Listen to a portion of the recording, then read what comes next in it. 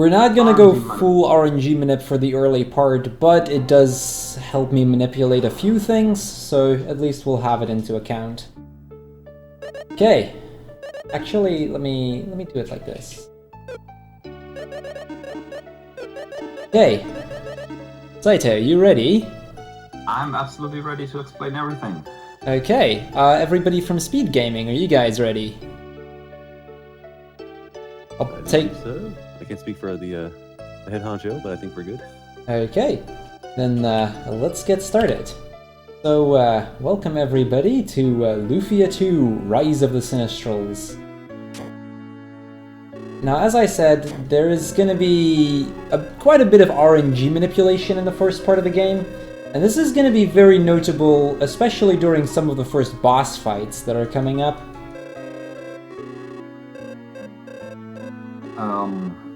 Yeah.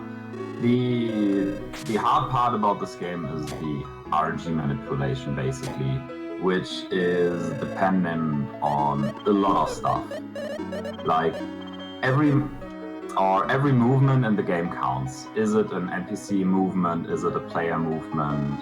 Everything of that counts basically as increasing the RNG timer or the RNG counter by 1.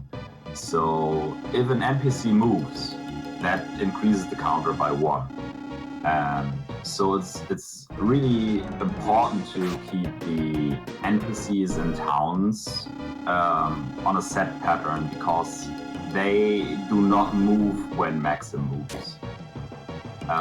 They have their own lives, basically. So they move when the time in game when the time runs. The NPCs in towns move. But not so the monsters. The monsters in caves or dungeons or anywhere where you're going, the monsters only moves when Maxim is moving. So it's not that hard to do the RNG manipulation inside a dungeon or a cave or anything like that. It is really becoming hard in the moment you're in a town or anywhere near that. So up until the first save, or in this case we took the save route with already having the save that we need, because we can reset the RNG.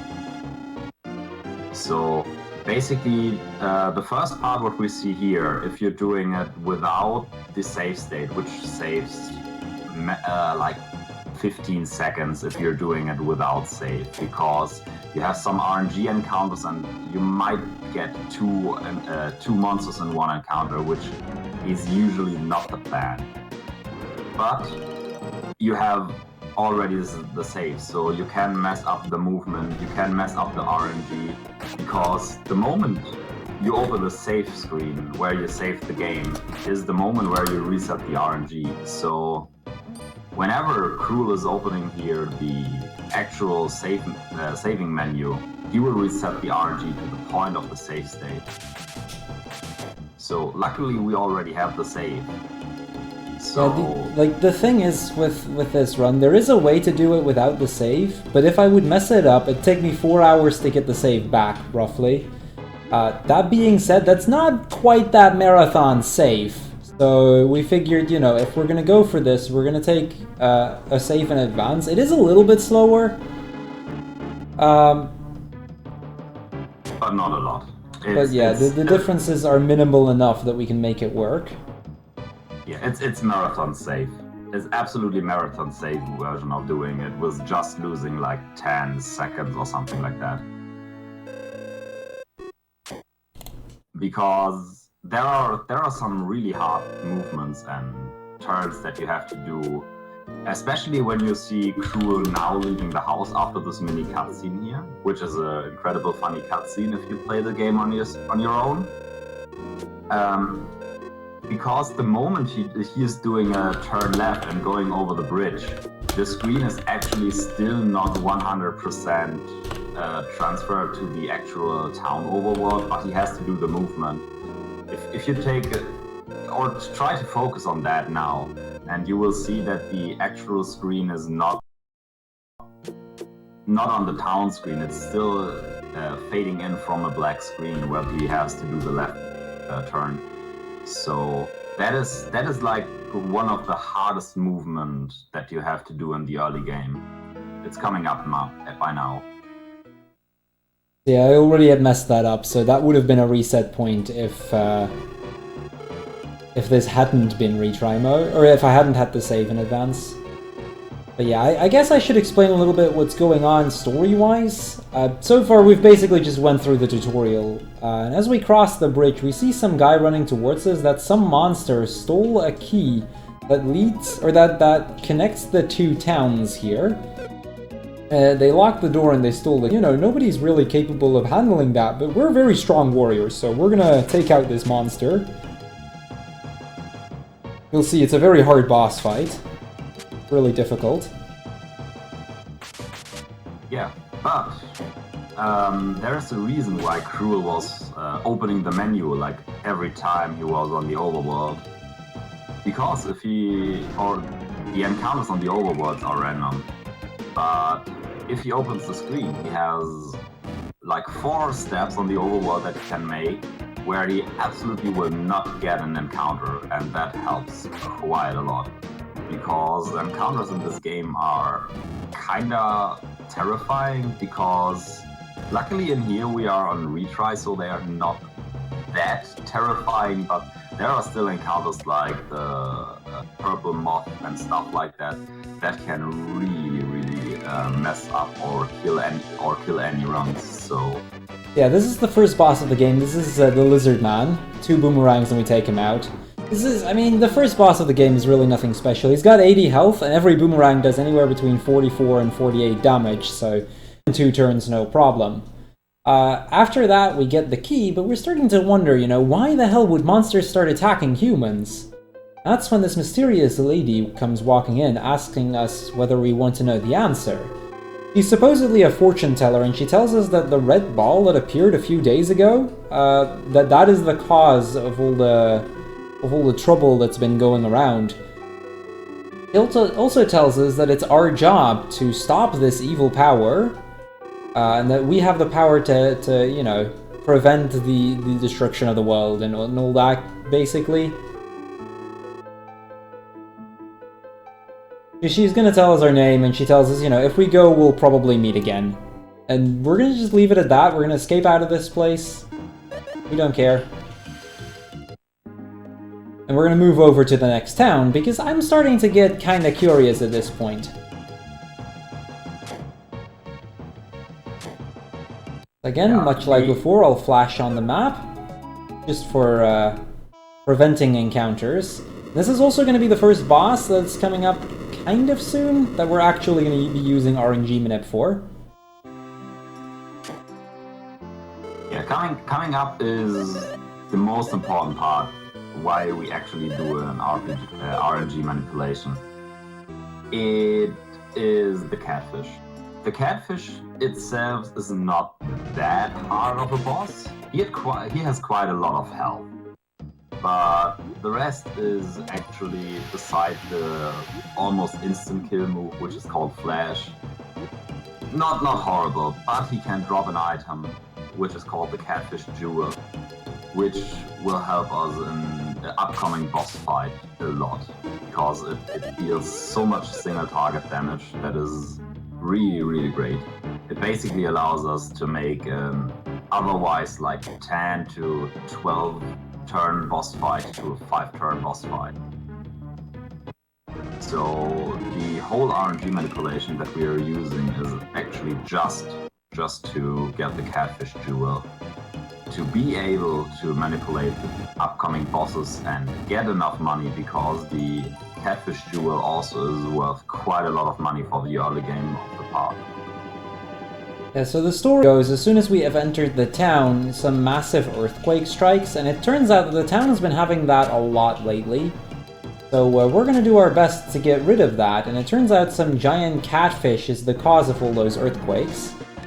Now, I'm gonna take an extra level up here. We don't technically need to do that, but because I'm manipulating it the way that I do, I otherwise wouldn't have enough agility. So we're gonna step onto the save file, I'm gonna reset the room. That should give me an RNG manip. We're gonna stun this eagle, okay, he did not move up, so I'm not...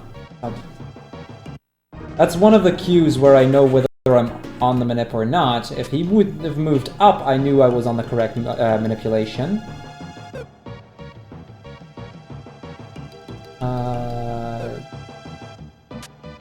There we go. Now he moved up. Yeah. Like, the RNG manipulation also sets the movement of monsters in the cave to a set pattern, so you can always check, depending on how the monsters move, if you are still on the correct RNG seed. If you're on the wrong seed, the monsters will move in a different way, so it is a lot easier for you to see, just basically watch on the enemy's movement instead of moving your own character. If you're getting used to it, you're most of the time more or less just look how the enemy moves instead of how your own character is moving. Yeah, with the RNG manipulation, this fight is always going to be a 4-turn fight. We're going to throw 4 boomerangs and they'll do 49, 50, 50, and 52 damage, getting a total of 201, whereas we need 200. And we're going to get a 1 in 8 Catfish Jewel. So with that out of the way, we've now gotten the Catfish Jewel. I'm going to quickly use a few potions, heal up again. We're going to immediately equip it. And we're going to use a reset spell here to get back out of this room. We'd actually walk out of the room manually if we wouldn't use the reset spell. But with reset, it's going to be a little bit easier. Now, before we're going to move out of this cave and into the next town, we're going to enter this little room. And it turns out that Tia, that girl that we were talking to earlier, she's the shopkeeper, and she's kind of like our childhood friend, so to speak. She's gotten into a fight with some kobolds and skeletons and whatnot because she thought that, you know, we were going to leave her, and she felt that she had to go after us because of it. We tell her that, she tells us that, you know, it's ridiculous, of course, because we're not going to leave her, but then it turns out we are actually going to be moving on anyway because of that evil that's been foretold. So we tell her, you know, you'll have to wait for us for a little while. And then she's like, no, because I'm going to go after you. I'm going to help you. So she's going to help us on our journey. And this is where we're going to get our second party member, and probably the best party member of all, Tia. We're going to escape out of this dungeon, and we're going to move over to the next town, because we're going to ignore the rest of that town. That's not very important. There really isn't anything else there. And this is also the first point where I could get a capsule monster, which Saito mentioned earlier. We could get the neutral monster, but they're slow, so we're not going to do that. Capsule monsters are basically like a fourth party member. I should be flashing slightly more. I'm still getting quite a few encounters. It's not guaranteed over here to not get any encounters. In the places where encounters get slightly more dangerous, I'll be flashing more, but around here they're still pretty safe.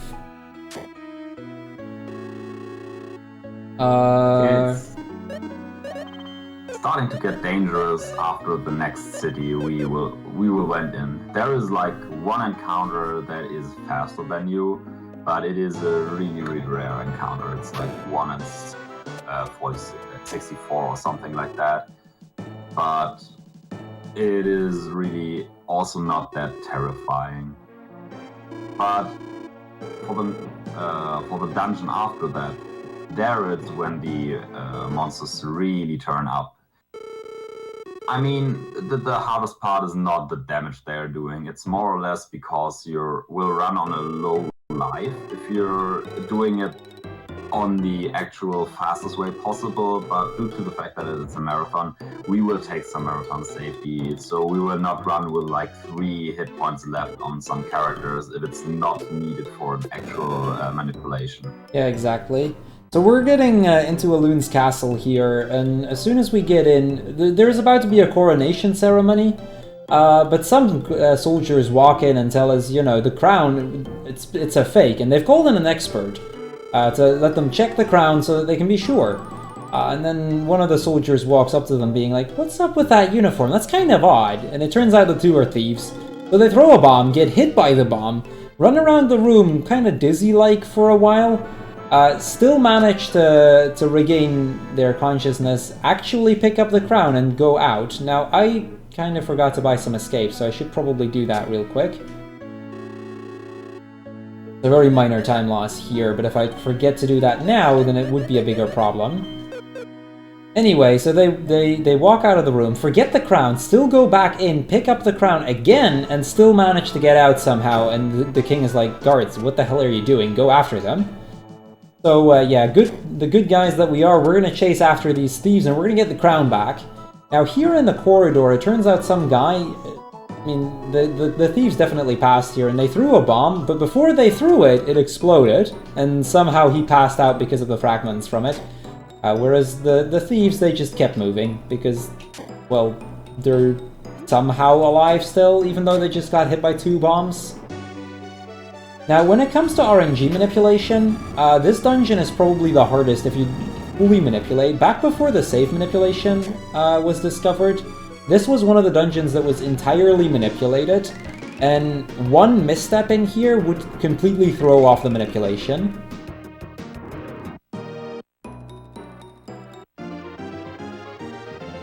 We're gonna get these bombs over here, and we're gonna just quickly reset the room, and we're gonna move back. Because now that we have our second tool, the bombs basically are used like the arrows that we have. We're gonna use the bomb over here. We can finally move through the rest of the dungeon, and we're about to do the first minor glitch of the game. This is technically a no major glitches category. We're gonna step onto this button, we're gonna reset, and because of that, the game thinks that the pot is already on the button because it was pressed when we reset it. This is kind of done because, you know, otherwise you could technically soft lock, and the developers figured, like, yeah, that's probably not smart. But they developed that safety in there, but we can abuse it, saves a few steps. We're gonna stun this horse real quick, and we're gonna move on to the end of the dungeon. This dungeon itself isn't really anything special, except for, you know, if you were to try to fully manipulate it, this room would be literal hell. This is a little color block puzzle that we need to do. We need to tie up 3 blocks of the same color, and then they'll disappear. Imagine trying to do the RNG manipulation and not being able to do a single misstep in this room, otherwise you could basically reset the run. That's about what this room used to be. Missteps also are bombs into the wall or into an object or anything like that, and you might not see it, but if he basically moves his feet while being near a wall, that it would be an actual misstep, and that is some horrifying stuff, because you have to basically use the R button, which allows you to on point. So you actually have to press you have to press 2 buttons to move on one tile, and then again move the actual object you have to push. Okay, so these kobolds are always a bit of an interesting fight. If they're in the back row, because there are rows in this game, they can be a range, and I actually didn't get the range on this one. It's pretty unlucky when you don't get it, but it occasionally happens. It's not really a big deal, but it loses a few seconds. Not much I can do about that. Okay. My D-pad would actually cooperate today, that would be nice. Yeah, we find the thieves at the bottom of this dungeon right here, and, well, they have set a trap for us, so they're gonna flush us away with the sewer system here. But they accidentally flushed themselves away. So, you know, we're just gonna get out of this trap, and we're gonna see what happened to those thieves. Because we still need to get the crown. Right. We forgot to mention the most important thing, Crrool. We do play on retry mode. Retry mode basically means we get 4 times the experience and 4 times the gold. I'm sorry, Chad, we totally forgot about that. Yeah, we haven't actually mentioned that, but yeah, retry mode is 4 times experience and gold. It's about as fast as the regular mode, like time differences are very minimal. You save a little bit of time in the early game, but you lose it again in the late game due to IP management. The reason I decided to go with retry is just marathon safety. The manipulation for retry is a lot more crystallized in retry than it is in normal mode. At least when not fully manipulating. So basically those first 10 minutes of the game, that's the very reason I did that. Yeah, we delivered the crown to the king, and he tells us, you know, we can get any reward, and we're just gonna ask for money. We would get more if we asked for nothing. The thing is, that's a few extra text boxes, and we don't really need the money anyway. We could try to move on to the next town, but it turns out that that key has been, the key is missing, and it turns out this little guy over here and a friend of his, they were playing, like, treasure hunter with the key, and some monster came up to them, and, well, scared as he was, he threw the key towards the monster, and now the key is missing. So, you know, yet another monster, yet another key quest, basically. He was playing with the key. I guess everyone knows about the game Kingdom Hearts. We can kind of imagine what he was playing. I think he was like playing Sora or something like that. Yeah, so I'm gonna go out of my way here real quick, and we're gonna get this miracle. That's probably an item I don't need to use, but if I happen to mess up, it's an instant revive for somebody, and it can be useful. 9 out of 10 runs I don't need it, but if something goes wrong, I have it in there as a backup. Hey, Crrool, could you lower your mic in your broadcaster by about 30% or so? Yep, we'll do. Thank you. Okay, how's this?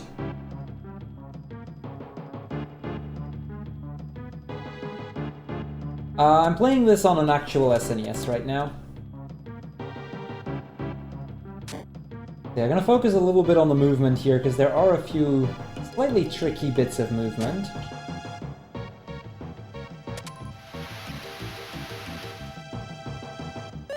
Movement in all the caves are pretty much in a set pattern if you do it on retry or if you're doing it in the normal mode. They're basically exactly the same. I think there are 1 or 2 minor differences that you have to take, not as a safety for an actual run. Always, obviously, depending if you're going full try-hard or if you're going actual safe route. Okay, so we're about to start the next boss fight. We should be good equipment-wise and everything, so let's go. This is the first time where we're going to show off the power of that that Quake jewel that we got, the Catfish jewel. We're going to put the Regal Goblin to sleep, because he is actually vulnerable to sleep. And we're going to use the Catfish jewel to deal a lot of damage right here. As you see, the boomer usually deals around 35 to 39 damage, and the Mega Quake is by around 80 damage, which is a big chunk of damage. He does have 500 health, so 80 damage is... Yeah, so I'm gonna attack here with Tia, just so that he won't spawn companions, because he can actually do that, and it's really annoying when he does.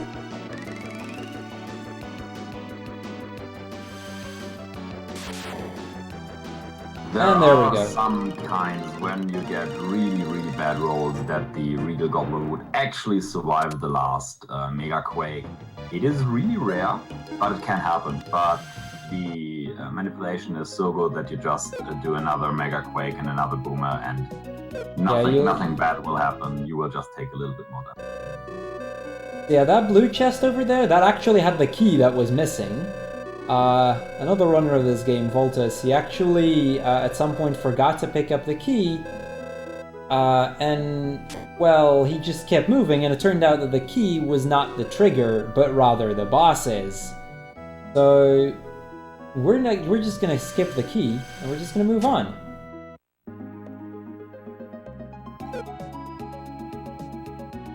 We are able to cut one chest opening. Time save. Catfish jewel. We're gonna enter Tunbell, and this is where we're gonna meet up with Guy and Hilda. Hilda is the innkeeper here, and Guy, that's basically her younger brother. guy is a very strong guy, so he challenges us to a bit of a duel, which we're tempted to accept, and so we will.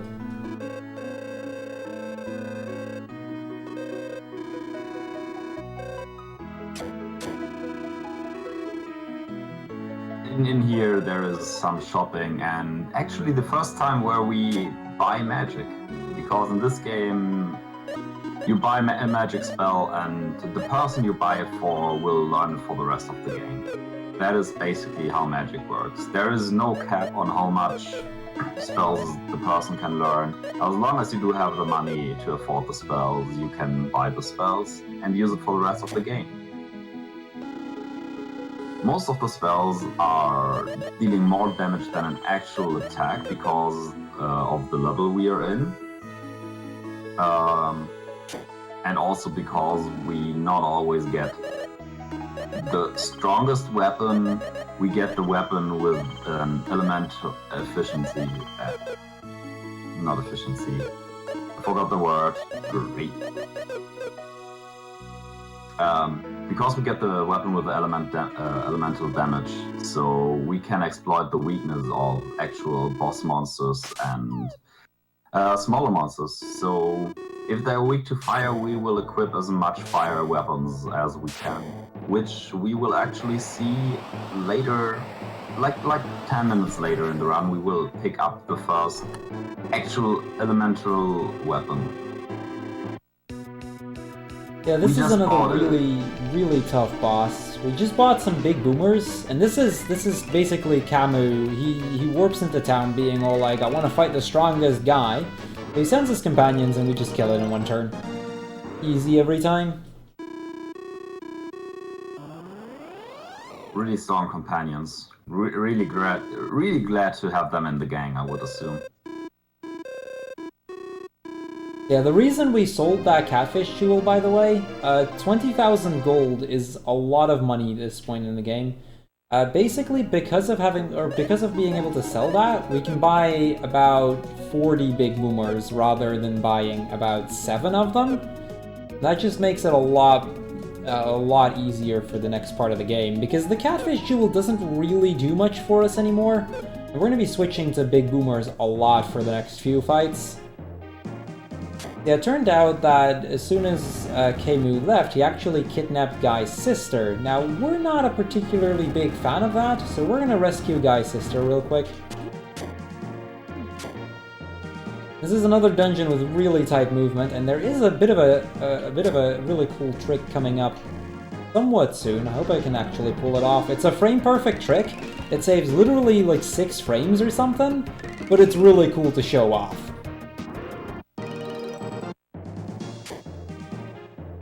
We'll get a few chances to show it off, so hopefully I can at least show it once. I've been getting more consistent at it lately, but it is still frame perfect. That lizard kind of getting in my way there.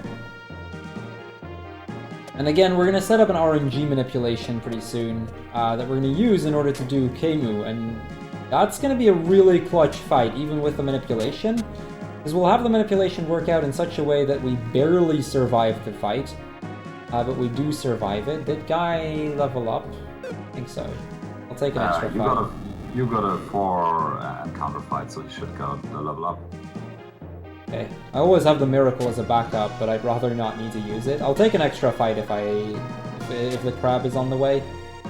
Yeah, just take the crab on the way. There will be like a really small path where it's just one tile of space to move, and there is a crab, which the crab usually blocks. There is the crab we do see now, and there's the small choke point, and the crab usually gets in the way and blocking it. Sometimes you get lucky and you do not have to fight it, but most of the time it's just faster to just fight it. Throw 1, maybe 2 boomers and you're done with it. You can actually move around and move it out of your way, but most of the time it's just faster to just kill it away. It takes around the same time and you get some safety experience, and it's just yeah, he got in the way, so an easy kill. You'll see it's a very quick fight to go through, so it really doesn't matter much if I have to take this additional fight. And with that out of the way, we're going to move on and we're going to actually start on the next boss. So I'm going to have to focus here for a little bit. Yeah, to explain what is happening for the RNG manipulation. He opens the save menu, and he quits out of the save menu without saving. That sets the RNG to the last save point that you made.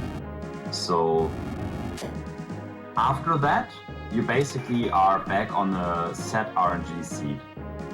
And that allows us to exactly know how the monsters will move. And with that knowledge, we can count where the RNG seed is.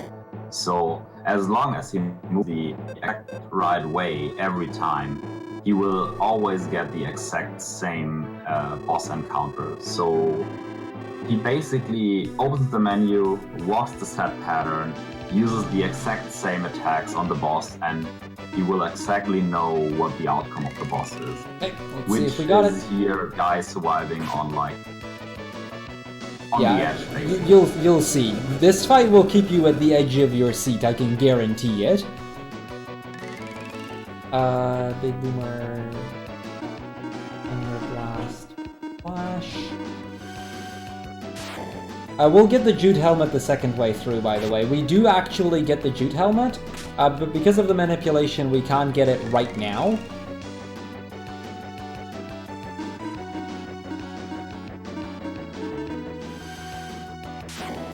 Don't forget that this is a retry percent. It uses a different kind of RNG manipulation than the actual any percent normal mode, because most of it is just killing it the fastest way with getting the least turns, which is basically the goal of this manipulation.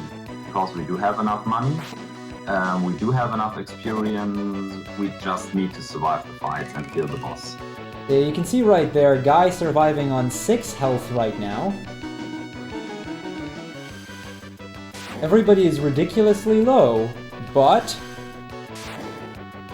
that was Kemu. We survived. We did it. So yeah, you can see why that's considered a very clutch fight right there. That one's pretty hard. Now, as soon as Kemu dies, he decides to have the tower collapse in on itself. And that's not good for us, because he locks the door, and we can't seem to be able to open it with magic. You may have noticed those 3 chests in the back. We're actually going to need some of those chests. There's 2 chests in there that I want. Only the center chest that I don't want. But before we get a chance to open them, Iris walks in, she opens up the door, she saves our life, which is nice. But we can't get the chests on our way out, because, you know, we don't have time for that. Now, as such, we're gonna have to go back up that tower. I get a second chance to actually show that frame perfect trick. Hopefully I can actually get it the second time around. I was slightly too late on my right press earlier.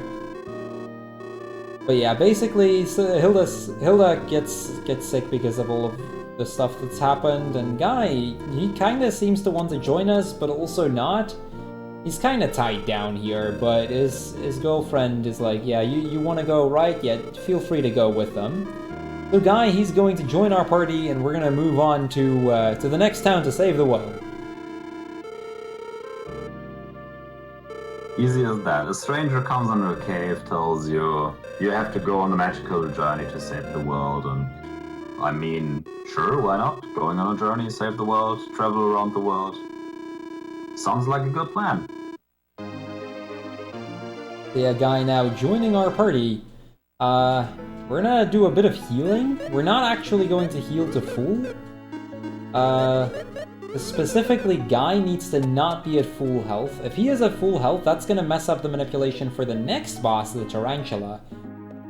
Which we'll get into a little bit later.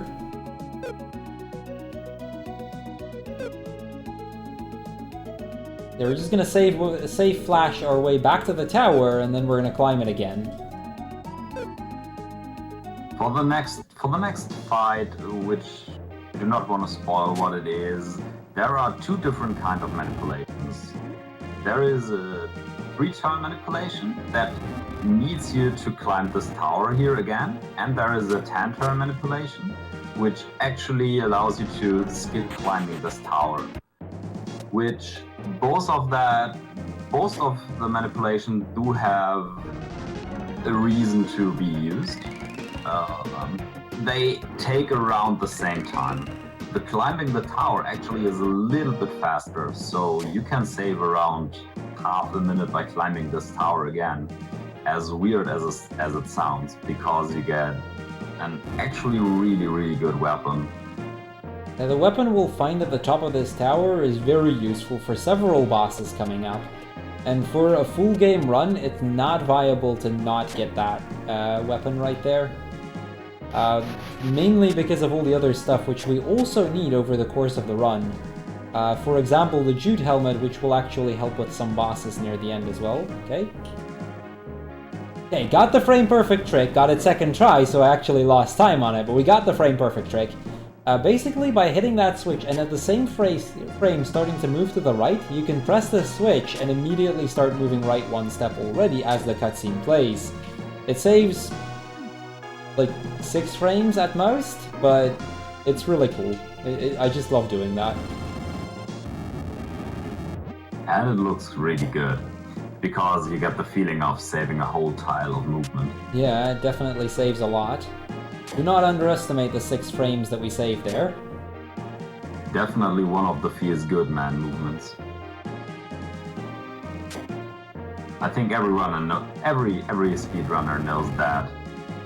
Saving a tile because you get some frame perfect movement or inputs always feels good. Yeah, we're gonna get that jute helmet over there. We're not actually gonna be using it anytime soon, but we do need it for one fight, for a few fights in particular near the end of the game. It's really an item that we will start using at the end of the game, but that's okay. This is just a convenient moment to pick it up. And here we get the fire dagger. This is that really powerful weapon that I mentioned, as well as the pearl brace. With that, we're gonna escape out of this place because we have the items we need. The Kemu jewel we do not, or the Kemu armor we do not actually need, and actually is really annoying to get it because it makes item management later on a little bit more difficult. And we're gonna go into Clemento, and it turns out that, Rachi, he's basically the owner of the shrine north of here, and he's not gonna allow us passage, not for free at least. He has a quest for us. He's going to ask us to look for the ruby apple, which is supposedly in a dungeon north of here. It's kind of like the treasure of town, and we look like treasure hunters, so we can probably get that for him. He's willing to pay us a lot for it, as well as grant us passage, so we will kind of have to do this. Yeah, and starting here, there are actually some really horrifying encounters with the name of bees. Yeah, that thing over there, that's a bee. That thing is painful. You do not want to ever encounter them. I took the long way around there because he was too close.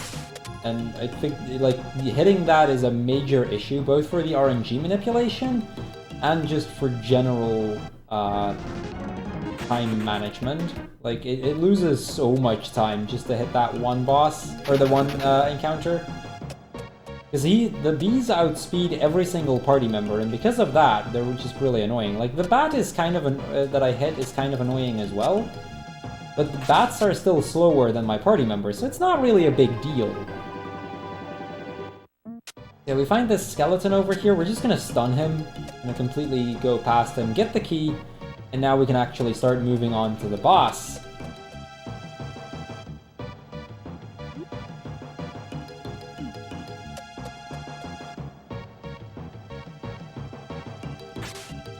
Okay, equipment. Fire dagger. She is still on mini shield, right? Yeah, this looks fine. I can give him the jute helmet.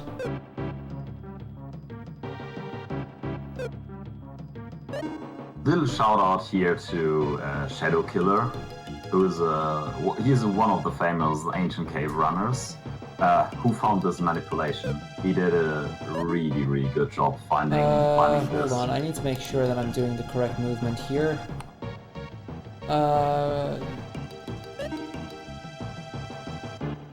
Yes.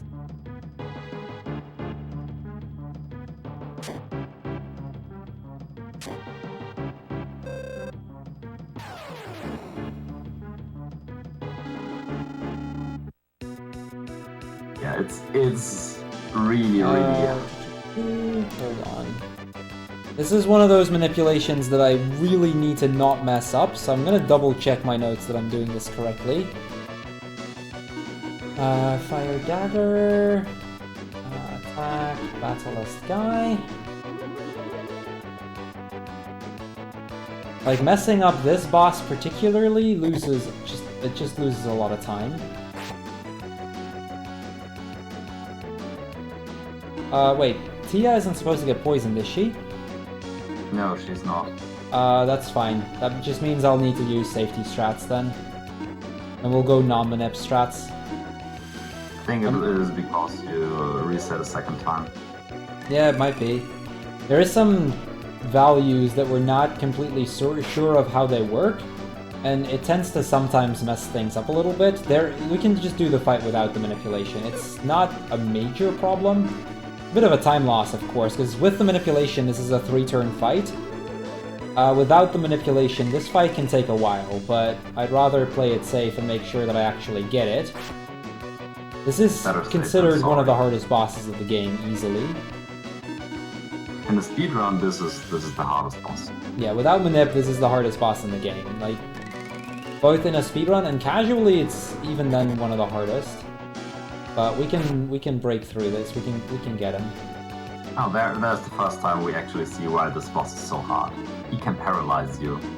This spiky sprites over Tia means basically she's paralyzed. While the actual skull with the crossbones is obviously poisoned.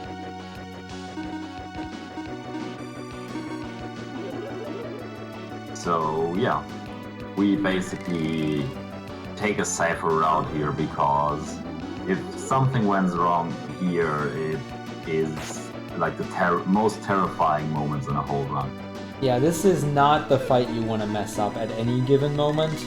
And if you notice that something is wrong, which you can tell very quickly, as you can see here, like the poison immediately shows and you'll know instantly that you're off the manipulation. And you can still work around it. We still got the fight. It lost me a little bit of time, but we still get him, no problem. This is one of the advantages of Retry as well. The fight, even now, isn't that dangerous, because our level is pretty decent. And I had a backup save in case something really went wrong and I died on the fight, so even then we would have been fine. Yeah, we meet up with the glass shop owner, who we heard earlier was actually in a lot of financial trouble at the moment. And it turns out that he was looking for the ruby apple as well. We've noticed, the ruby apple actually broke during the fight. Turns out the apple was made of glass. It was a glass apple that the glassmaker of this very town actually made many years ago. He sold this one in Narcissus to some guy, some strange, mysterious guy, but it somehow ended up back here, and it's now the treasure of town. This is also why I bought antidotes, in case I would mess it up.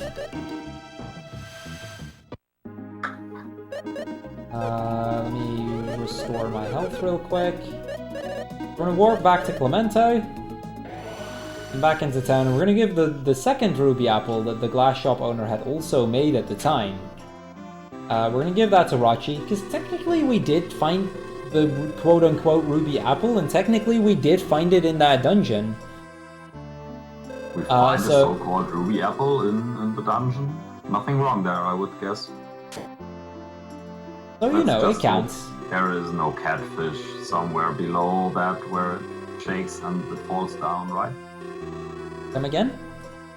Let's just hope there is no other catfish somewhere below this town using... Yeah, let's hope so, because if the ruby breaks, like, right about now, we'd be in trouble, but hey. So yeah, we're gonna give all that money that we got, we're gonna give it to the glass shop owner, completely getting him out of debt. And he's like, yeah, I can't accept that. So instead, we're gonna buy an earring, and we're gonna give that to Tia. That was our plan all along. So we both have the ruby apple, or we've both finished the quest, and we've helped somebody out of trouble. And with that, we can move on to the next town, the city of Persilite. This is gonna be a very important city over the course of the game.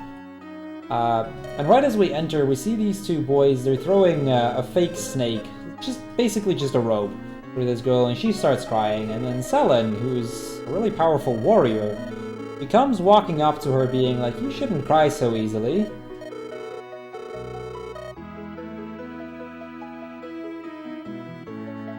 Yeah, but then again, it's a small girl. I think that is fine for her. Yeah, so we're gonna buy some regains, basically an item that heals me from death if needed. And we're gonna enter the castle, and we see Persilite fighting this soldier, and she just completely wipes the floor with him. Turns out she's quite a strong soldier indeed, and the guys are amazed, not just by her strength, but also by her looks. Yeah, getting a wee bit jealous over here. But we're just gonna move into the castle, and we're gonna go talk to the king.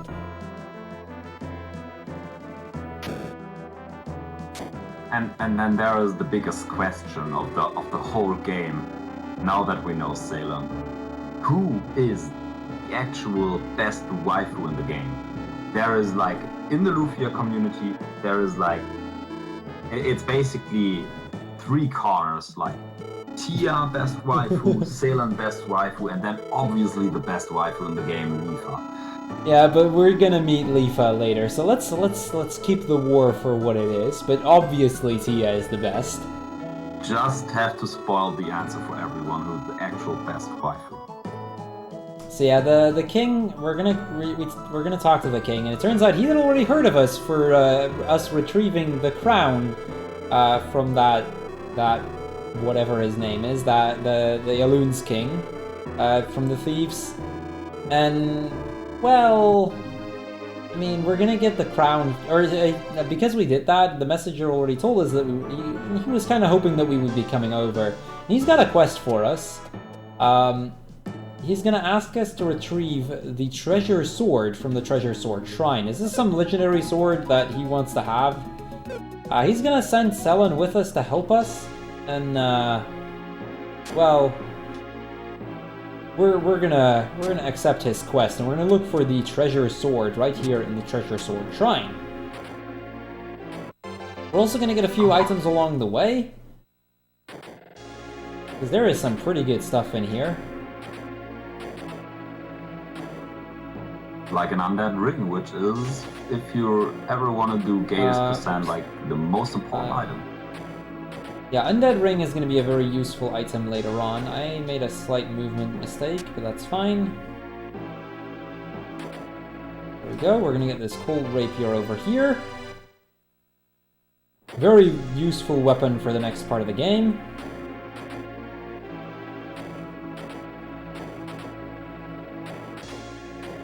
Set that one back. So this moving wall puzzle is like where every runner has his own setup, how he likes to do it.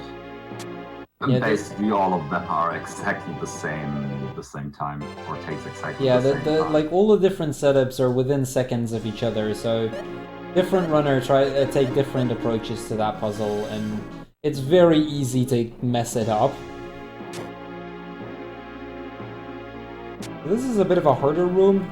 We need to stun the monsters in exactly such a position that we can actually just completely skip them. With that done, we're going to move on.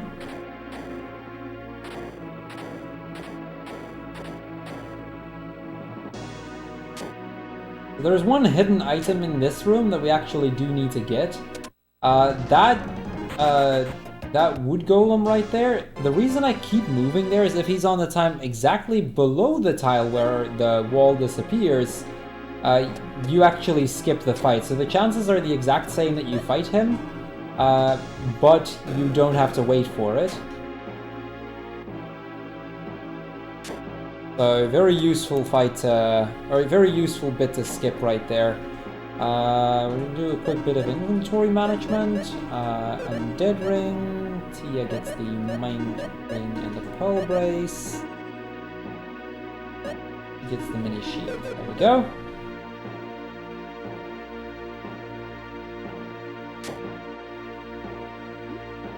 Due to the fact that it is a turn-based RPG, obviously the movement, the menuing, and of course the equipment is the time where you can save all the time or lose all the time. Yeah, good inventory management is pretty difficult, especially with a game with a responsive menu, with as responsive a menu as this one does. Yeah, we're gonna take our first safety save because we're actually done with the manipulation for today. From here on, I'll stop using RNG manip and I'll actually just fight them the normal way. RNG manipulation at this point can still be used. The world record run is basically entirely RNG manipulated, but it's not really worth it for me to continue it right now. So we're just gonna not do that, and we're just gonna go do some fights. And we're gonna fight, like, as we try to enter the room where the treasure sword is supposed to be, it turns out that, you know, some clowns, they show up and they try to fight us. So we're gonna just beat up some clowns.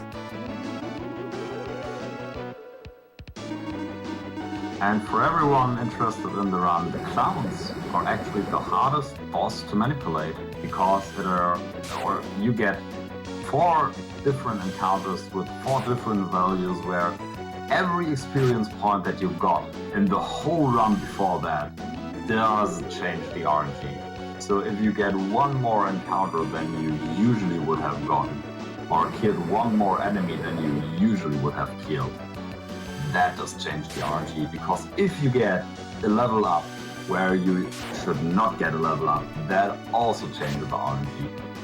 This fight is a pain to route, and that's also part of why I decided, you know, we'll cut the manipulation here, because there's just so many things that can go wrong. But yeah, as soon as we kill the first clown, he completely respawns, so we're gonna go back in, we're just gonna fight the other one. Hopefully that'll actually do something.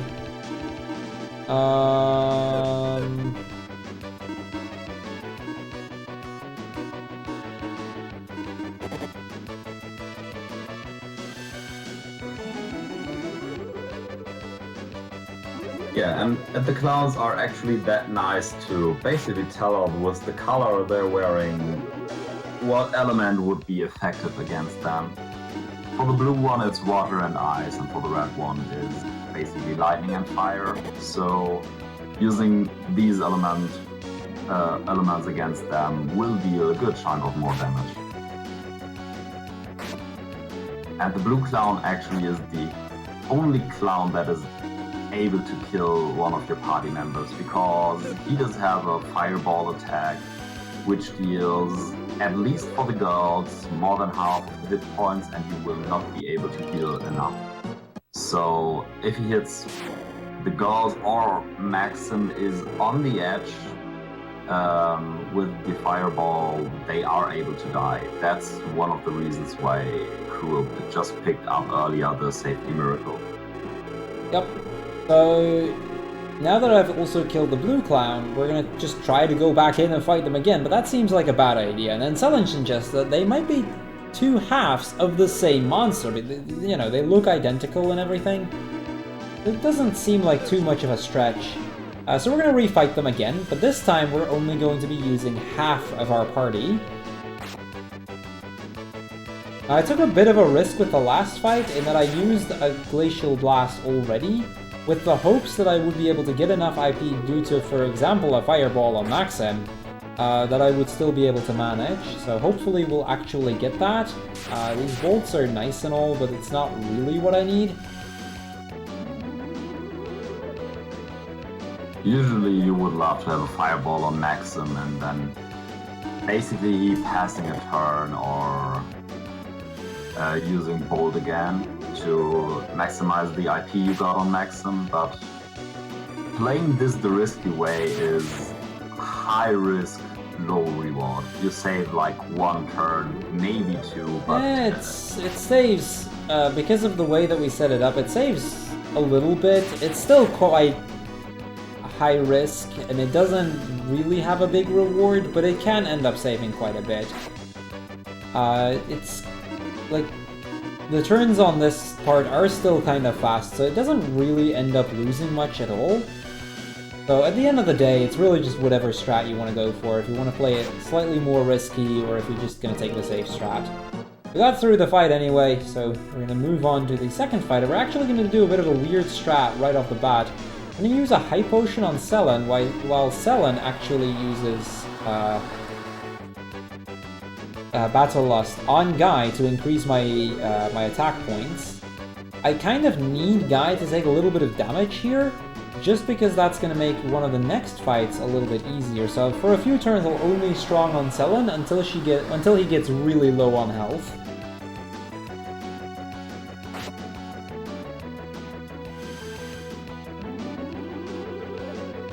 Because you gain more IP the lower hit points you have. So if you basically lose one hit point while you're on 2 hit points, you will basically almost fill up the whole IP bar. But if you take 1 hit point damage and you still have 200 hit points left, you basically won't even see the IP bar filling. Yeah, and then there's the next fight coming up, which is actually a fight we're gonna take a death on. So because of that, if Guy is at full health, he will pretty much be guaranteed to survive turn 1, and we don't want that. But yeah, we kill off the clowns. It turns out that Selen's suspicion was correct, and with that we're gonna take the treasure sword and we're gonna move out. Oh, I accidentally went to our hometown. It was also nice. We're gonna say hi to everybody real quick, but that wasn't really what I was trying to go for.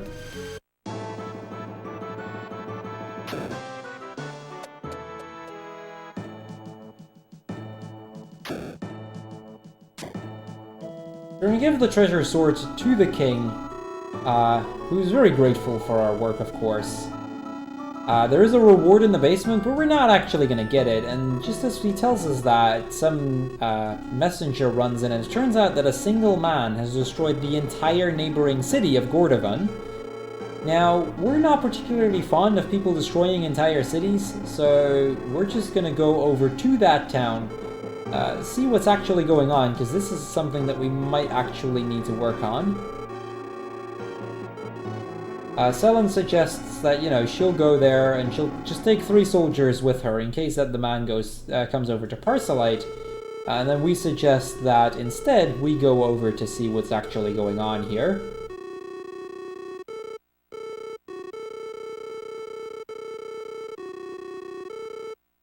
Yeah, just imagine Selen with some guards fighting the next boss. That would be an interesting fight. Just look at what the next boss is going to look like to begin with, and then imagine that it wasn't us, but 3 regular guards fighting. You'll see what we're talking about. Well, the outcome would most likely be the same, I would assume. Yeah, that's true. We're gonna move over, take the small shrine to Gordan. We're gonna actually enter the town just for a little bit, just to set a war point, and we can see how destroyed the town is for just a flash. Yeah, it looks pretty bad right there. So we're gonna move over to the town, or to the tower, and we're gonna see who actually managed to do that. Very important I switch the arrows there. Let's see how the gatekeeper is gonna treat us. So this guy, he's the gatekeeper. Sometimes he just doesn't get on the button, and he can just lose you like 20 to 30 seconds easily if he decides to refuse. Which is why we call him the gatekeeper. He decides if your run is on a good pace or not. Yeah, and he decided that he was going to be nice today, so we can just move on.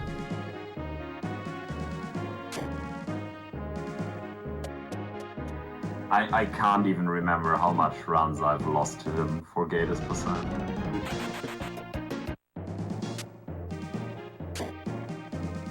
I don't want to count it because that would make me cry again. So we're gonna get the next tool in the game, which is the hook shot, which is a really useful tool for a lot of different reasons. But it is also, this is the point where we're also gonna have to keep a somewhat close eye to the sound. There's a very, very small chance, but I've had it happen twice recently, where the hookshot causes a sound glitch, and at that point I need to save and reset the console. Very rare. Like I said, it doesn't usually happen, but I've had it happen twice lately. So I hope that we'll not actually get to encounter that. Basically, the sound glitch is how it announces that a hard lock is coming up, so that's why I need to reset the console, and that just fixes it. That was 4th floor. I need 3rd floor.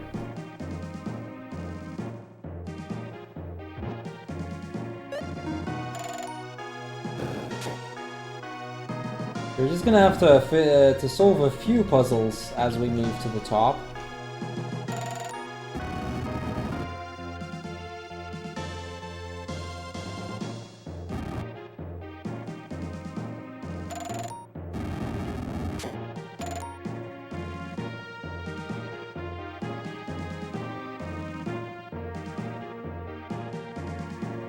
Yeah, from here on, basically, it's just a little bit of a detour that he has to take.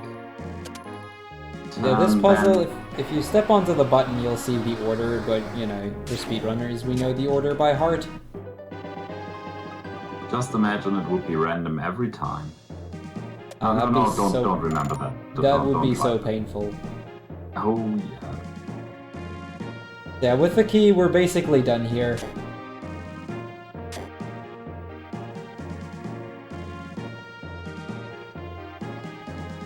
And we're gonna move over to the boss, and he's gonna be a very strong boss. Oh, right, yeah. Mikhail is actually right there. Remember the statues? The statue glitch. Anyway, this is Gatus. We'll explain that in a little bit. But this is Gatus. He's kind of like the super boss of the game, so we're gonna try to run away because he's very strong. This fight is actually winnable, which is a different category, the Gatus% category, which uses an item called the statue. Wow, we got literal worst RNG possible on this fight. Nice. This is literal worst RNG. Well, it would be perfect for Gatus%.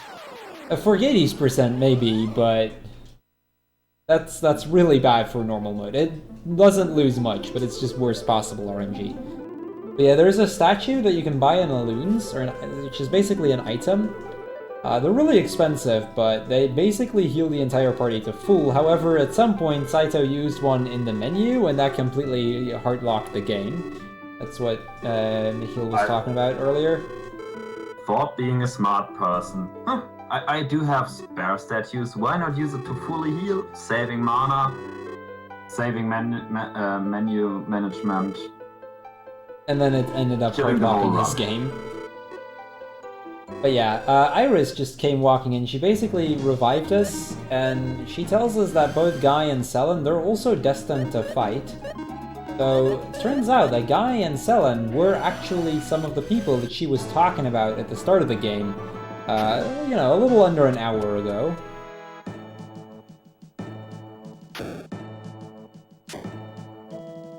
We're gonna go talk to the king, and he tells us, you know, Gatus did what Gatus does best, and we can't beat him. At least, we can't yet. Yeah, at that point, some guy, some messenger comes walking in saying basically the best line of the game, "Is there a guy here?" So Guy, he goes walking up to him being like, "Yeah, that's me," and it turns out his sister her condition is getting worse, so he's going to go back to town, back to his sister to take care of her, and in the meantime, we're just gonna move on.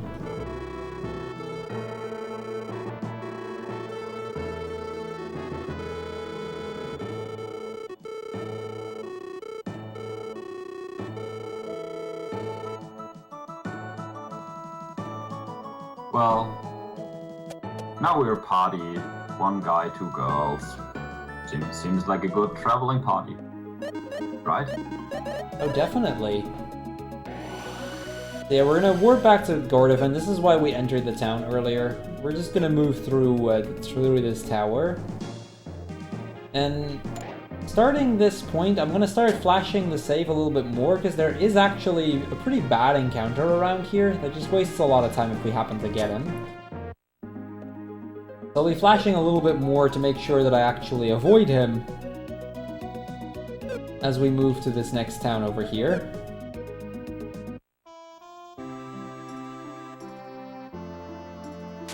Quick little bit of shopping.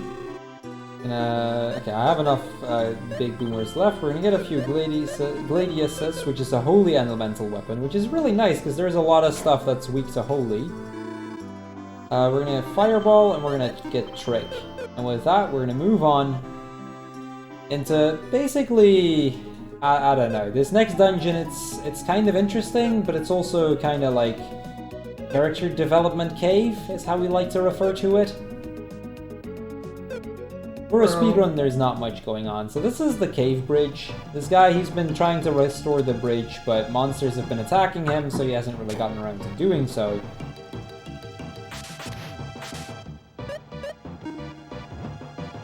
So we're gonna find the source of the monsters, and we're gonna get rid of that so that he can actually build the bridge for us so we can move on. And always remember here, Maxim does not take any damage from the bomb, while the thieves, they get blown away, but Maxim just stands in the center of the bomb and he just does not care. Yup.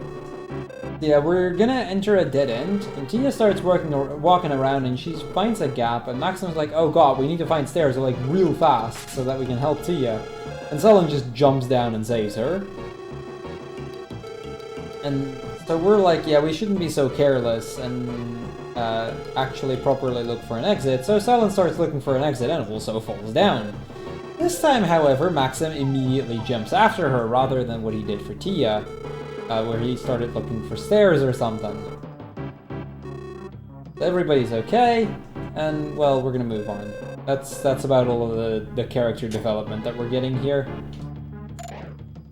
Character development finish. This is kind of bad. Yeah, this is a kind of bad position to be in. We're at least going to encounter one additional encounter. I hope that we should be fine. I hope this is the correct one that I actually killed. It is, perfect. It usually is. Yeah, we're gonna break that orb. And with that, all of the monsters are gone, so now the guy can restore the bridge and we can move on.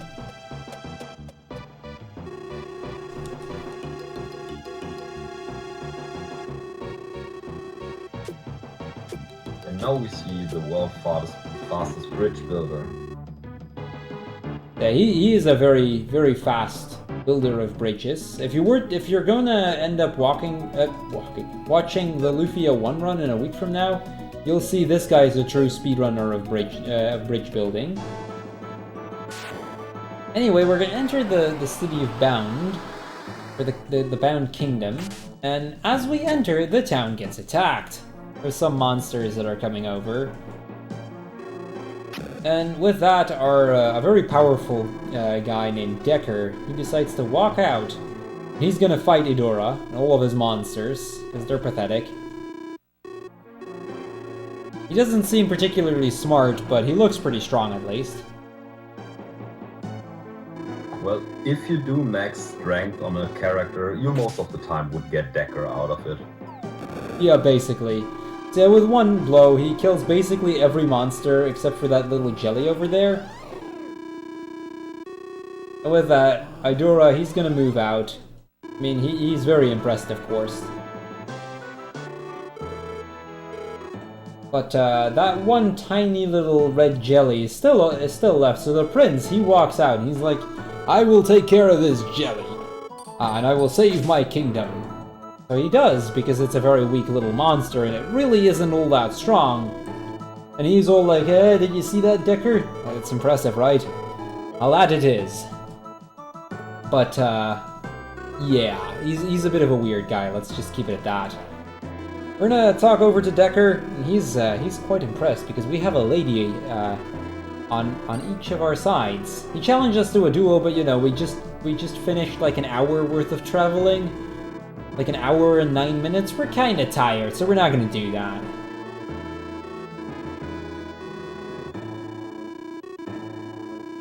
Fighting bosses, rescues towns, getting swords for some kings, just casual traveling stuff. Yeah, and don't forget the keys. We've found several keys. Those are very important too.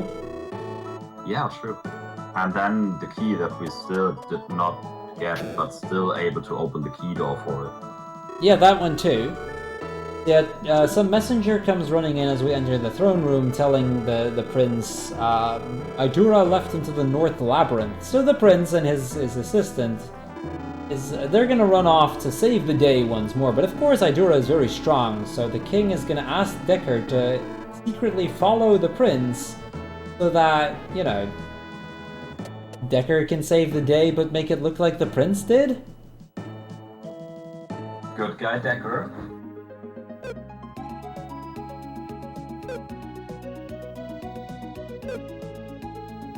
Yeah, before we're actually going to save the prince, like we should, we're gonna take a very minor detour. We're gonna go over here, and we're gonna pick up this little chest, the Thunder Ring.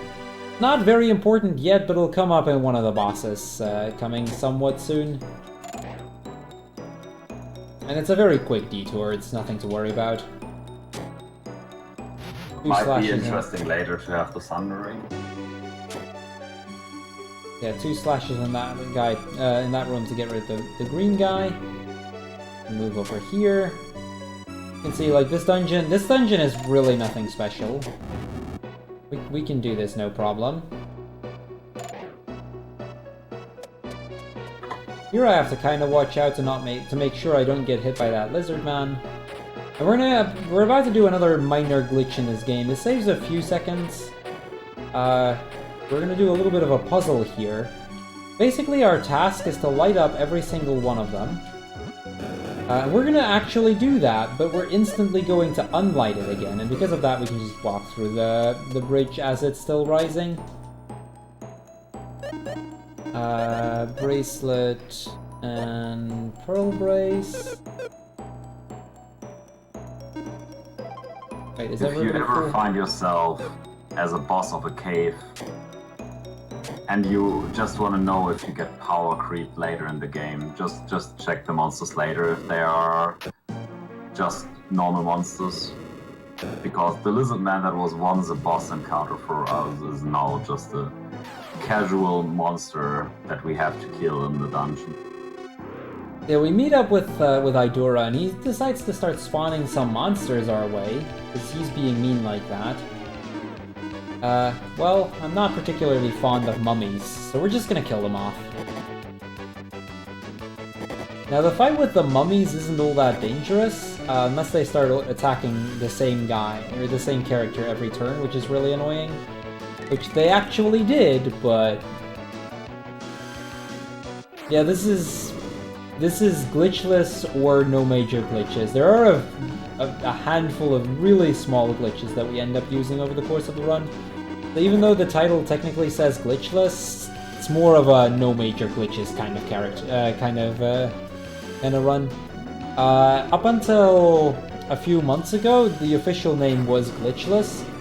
They very recently changed it to no major glitches for exactly that reason. Yeah, then there's these trolls, and these trolls are a pain. This is probably the most dangerous fight here. Upon hit, they can paralyze any party member that isn't Selen. Selen can't be because she has the pearl brace. And they're just a pain to deal with. But if both of the boomerangs hit, we can kill them in one turn. If one of them doesn't, it's gonna be a damage range. But we got all of them off, so we got through the fight. Idora is like, well, I can just keep spamming monsters your way. There's nothing you can do. And then Decker runs in to save the day. Idora spams some more monsters, Decker takes them out in one hit, and basically we're gonna save the prince right here.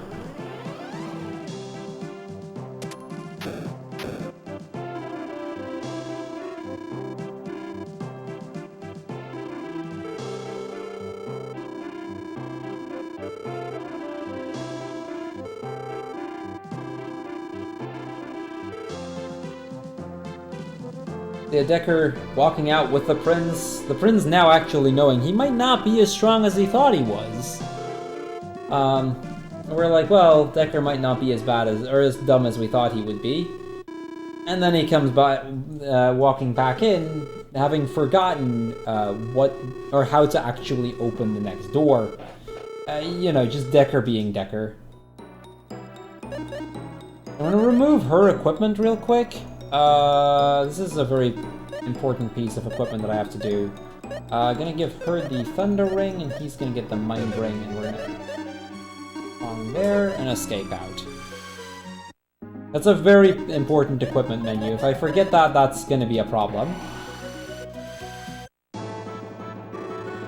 So as soon as we enter town, or the kingdom, the castle, it turns out that Gatus has been talking to the king. So let's see what Gatus actually said. So the king tells us it wasn't really a conversation, but more of a warning. Gatus came in and he told him that he's going to destroy the Bound Kingdom and sink Sime Island. Sime Island being the island where Parcelite is on. So with that, you know, the king now knowing that this is going to be a problem, it's time for us to start fighting back. We're going to leave the girls behind because obviously it's smart to leave every healer behind when you're about to go fight a super boss. And basically Maxim and Maxim and Decker, they're going to do this together. And just as we are about to leave, Guy enters the room and he's going to join us as well.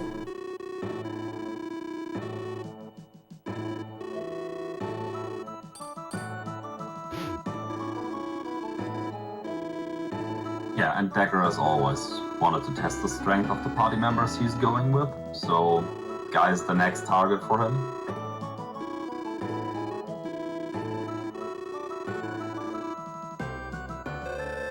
Yeah, we're sending off the girls. They're gonna go back to Parcelite to warn everybody. And, well... now, with no more healers in our party, we're gonna go on to the next dungeon, because it's very smart. But we do have Maximus here. We do have Maxim, who's kind of a jack of all trades, master of none. But I guess it'll do. Yeah, he's kind of the usual main character. He can use everything, but nothing especially well. So sometimes it's a shame to have a main character like this, but then again, it fits the main character role basically perfect.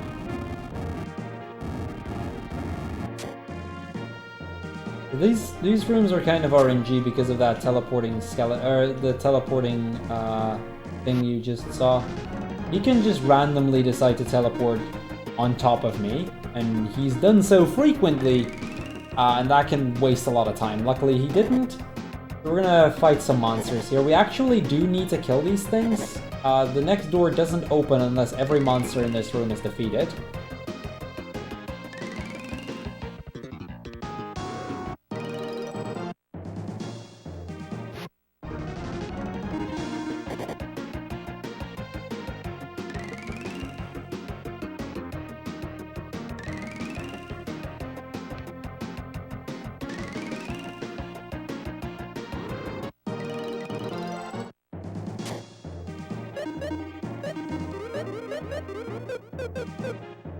Okay, that's that room done. There's a few rooms in here that have that.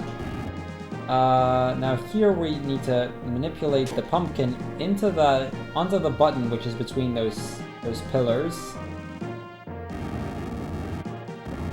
Not all that difficult, so I'm gonna move on.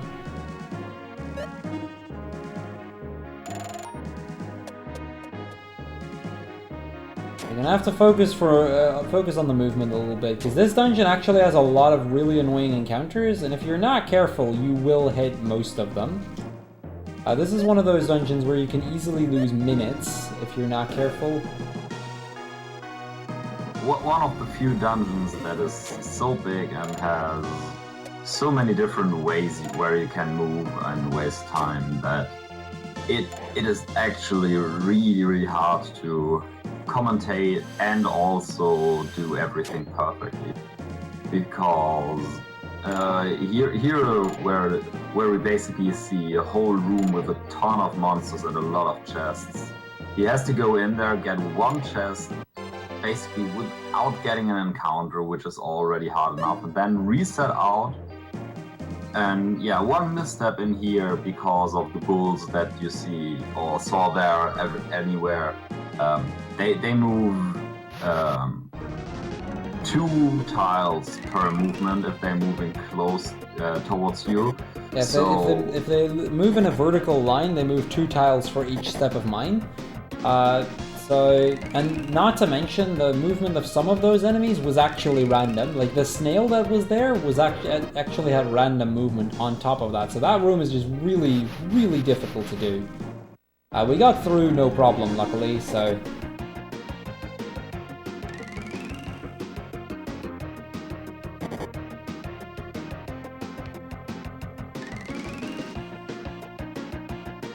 And then again, the bulls are kinda the scariest enemies in here because of the dash attack and everything. They can hurt quite a lot. I mean, Decker and Guy are tanky enough to not really be in danger of dying, but even though Maxim is in the back row and takes a quarter less damage, he still gets a ton of damage because he does not have that big of an armor trade. Yeah, not to mention, Maxim dying right now makes the next boss fight significantly more difficult, which makes it an even bigger time loss, because there's a spell, which is an IP attack, Stronger, which I need in order to actually be able to heal enough. But if he dies in one of these fights, I lose the ability to use that spell unless at least Gatus has attacked him once. So for the first few turns, usually, I will not actually have my main heal spell, which makes the next boss fight a lot more dangerous and a lot more difficult.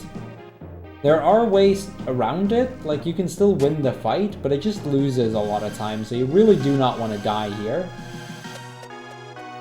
We're through the hardest rooms though, so we should be fine at this point. There's this one item left that I'm still gonna pick up, the Pfizer shield. Do some equipment, strongest, pumpkin jewel, Guy, strongest, and Decker getting the Gladius, because it's a holy elemental weapon, and holy elemental weapons are quite good in here. I'm gonna move out, and it's time to start moving towards Gatus. Now keep in mind, this guy is supposedly like the big boss of the game. Like, we've already lost to him once, so he is not gonna be easy. Especially now that we don't really have a healer on our party either. Oh, the hookshot in the Ancient Cave would be absolutely amazing. Same for arrows, like either works. Okay, this is another tricky room. Just basically anything would be great in the Ancient Cave to be able to stun enemies. Absolutely.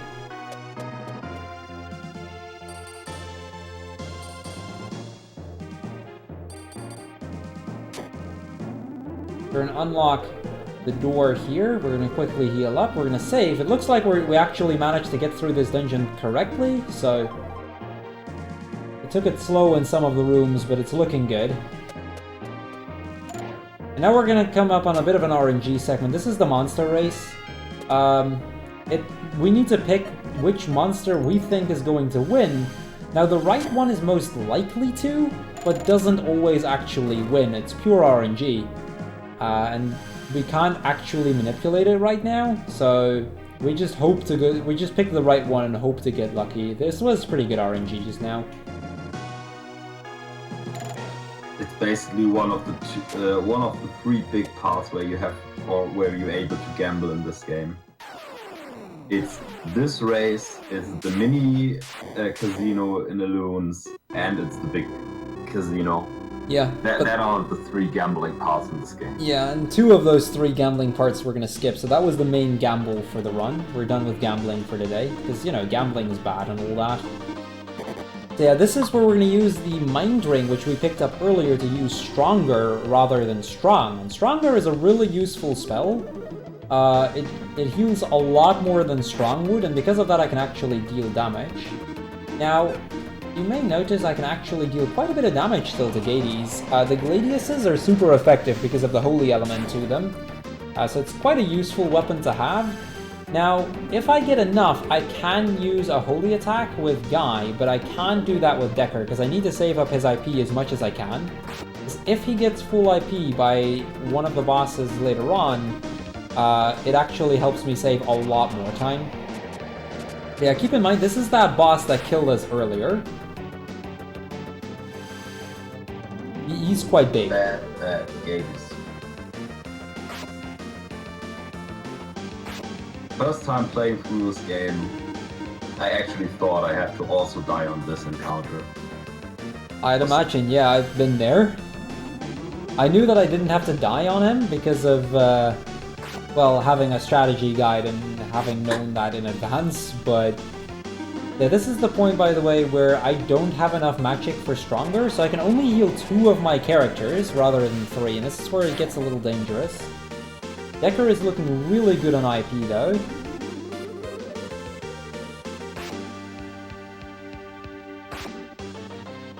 Okay, we did it. Gates done. Yeah, that's the big guy of the game. World safe, I would assume. Right? Yeah, world safe. So- We're done. But why aren't you splitting? Well, Gates has this little trap set up for us. He's gonna collapse the corridor with his dying breath, and he's still going to sink the Sime Island, so... you know, we at least should save the Sime Island, right? Yeah, sounds like a good idea.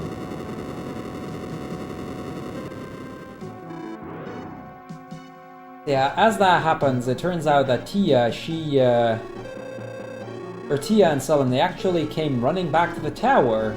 Tia wants to join us, but, you know, the corridor is kind of collapsed. There's this giant hole there that she's not exactly able to pass, so we're gonna have to do this on our own. For the record, by the way, the Gates we just fought had about, like, 2.5 times less health than the first Gates and is significantly weaker.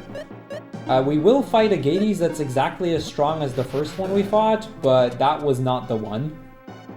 Wait, you're telling me this is not the end of the game? Oh, right, I guess I kind of spoiled it, right?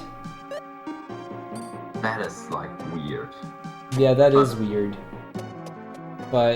But that is in Lufia 1, right? Not in Lufia 2, but because we just killed him, he's gone. yeah, of course, of course. Oh, okay, makes sense to me now. So I mean, there are 3 more Lufia games that play after this one. Okay, we finish up the trap, or we get rid of the trap, we get shocked, which pretty much knocks us unconscious. And then Iris comes in to save the day.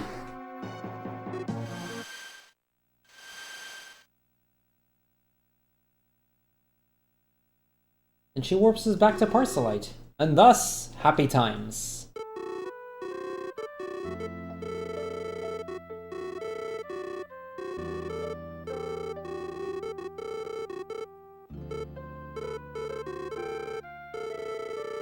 So Selen, she comes running towards us. She's really happy that, you know, we're in good shape and that we're still alive. And she starts crying.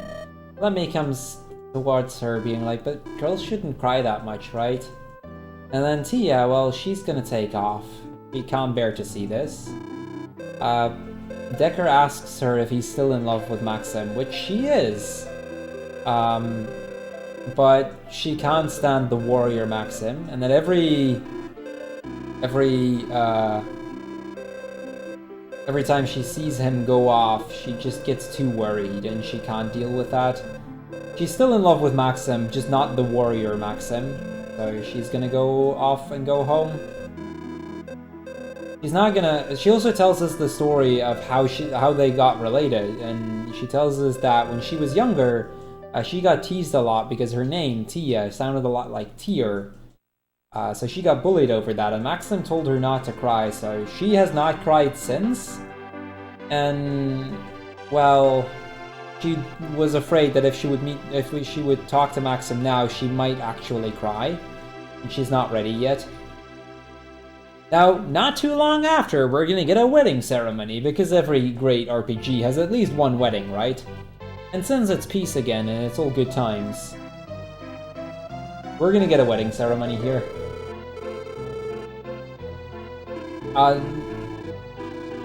No, Lufia 1 actually... Yeah, I should clarify this real quick. Lufia 2 is the first one in the series, followed by Lufia 4, then 1, then 3. The order is really weird because it's the Lufia series, but this is actually the prequel to Lufia 1.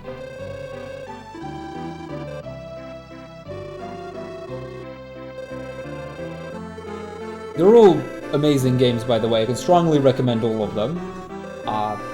They're all really fun speedruns as well. I've run every single one of them, and it's definitely worth a shot if you're interested. But, yeah, chronologically, this is the first one. If you ever have a whole month of time, play all 4 of them. Yeah, basically. All 4 of them. Just to make that clear.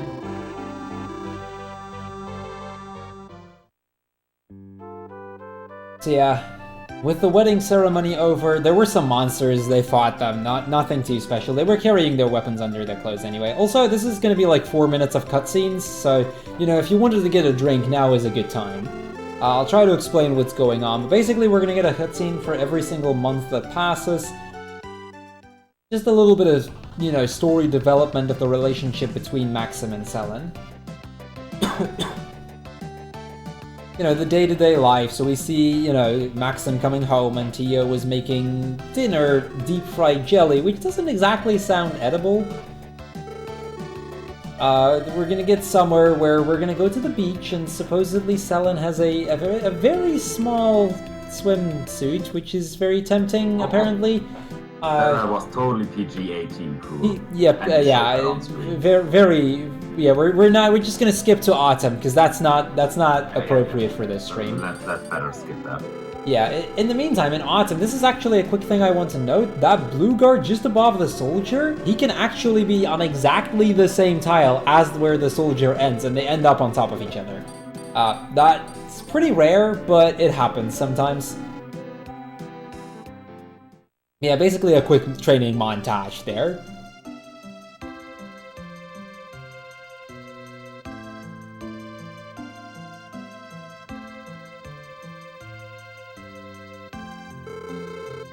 And the winter season, you know, they're gonna tell each other that they're still in love. They've basically been married a year.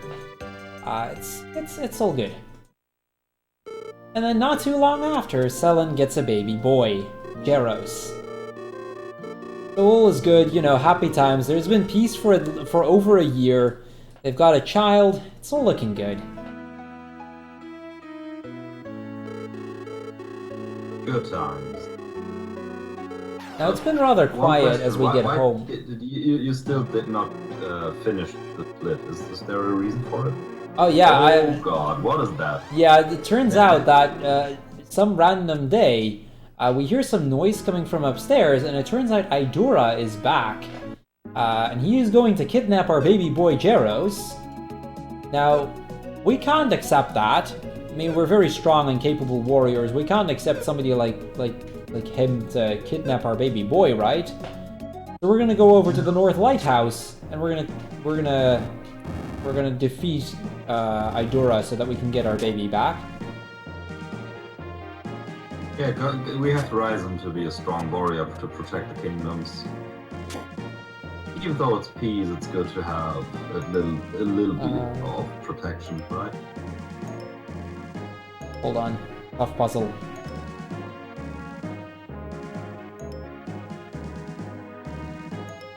There we go. Quick little memory puzzle there. Needed to focus on that for a second.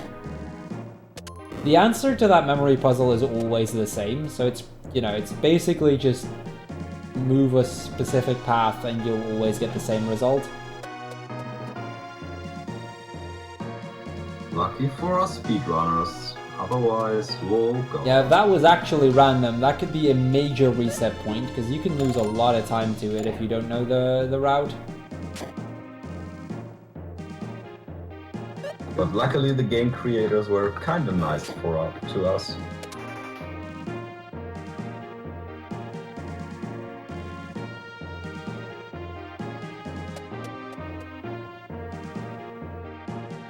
We're gonna get the puzzle real quick. Again, we're gonna get them all shuffled around, and again the answer is set, so we can do the exact same thing once more. Since we already know the solution, we can just get the key. Now we're gonna do a quick little thing. We're gonna do this in 2 dungeons over the course of the run. We're gonna get the key, and then we're instantly gonna warp out and back in. There is a warp tile not too far away from that, but that would still get me further back into the dungeon than if I just restart the dungeon altogether. Faster to just restart than actually do it the intended way. There's 2 dungeons where that happens. There's this one and one of the last dungeons of the game.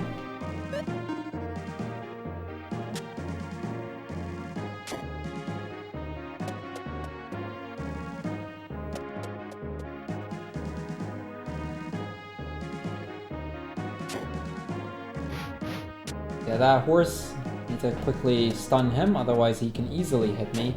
We're gonna take a very quick detour. This is the one chest we get in Retry that we do not actually get in normal mode. Because in normal mode you would manipulate this drop, or you would manipulate this item from a drop earlier on. We're gonna get the B rock, which we're gonna give to Selen, as well as the mini shield.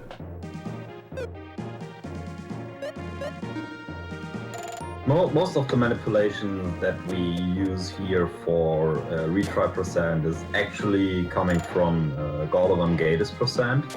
So not everything is 100 perfectly fitted for an actual run, because there are some items that takes you like half a minute to get, but would take like a minute to manipulate or something like that, and so it is faster for, at least for us here, to use the Gatus percent manipulations, because the time you win by actually using it is basically the same that getting the item later. As long as it is on the way, basically you do not lose time from manipulating an encounter, and manipulating an encounter early in the game is always a risk.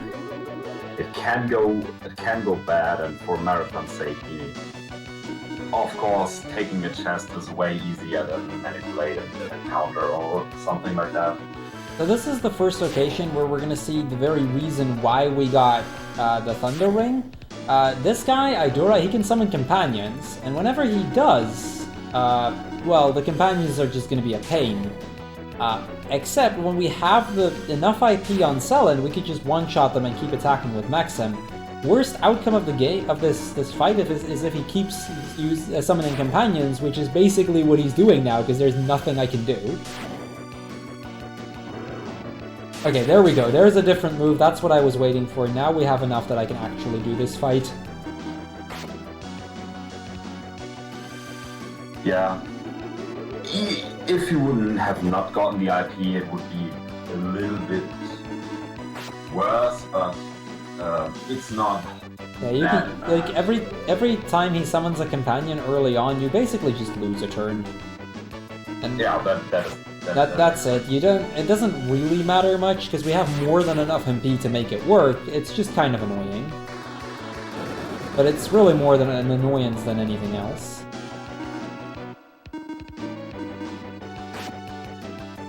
There we go, that was Idora. He's weak to ice, which is where the Colt Rapier here comes in.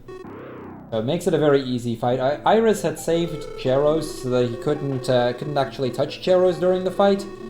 And Iris tells us that, you know, if Maxim had died in the tower after defeating Gates, peace would have been, or we would have had peace again. However, because Maxim got a descendant, we need to pick up our swords again, and it's time for us to go back and travel once more, because an even greater evil looms.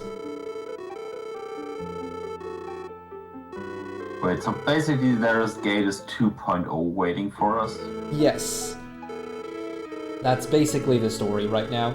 So we're gonna leave Jeros with our aunt, and you know, she's gonna take care of us. She's like, but Selen, wouldn't it be, or shouldn't you just wait around, or shouldn't you just be like a normal mother and take care of your child rather than fight? But wouldn't that make you happier? But she's like, yeah, no, this makes me happy. I'm fighting for the ones I love. Which mother can actually say that? In before, later in the ancient cave. Worth it! So as we move, we meet up with, well, two old friends of ours, Guy and Decker. Because they're not out of the mix yet. They're going to join our party once more, and they're going to travel with us to fight this supposedly really big evil.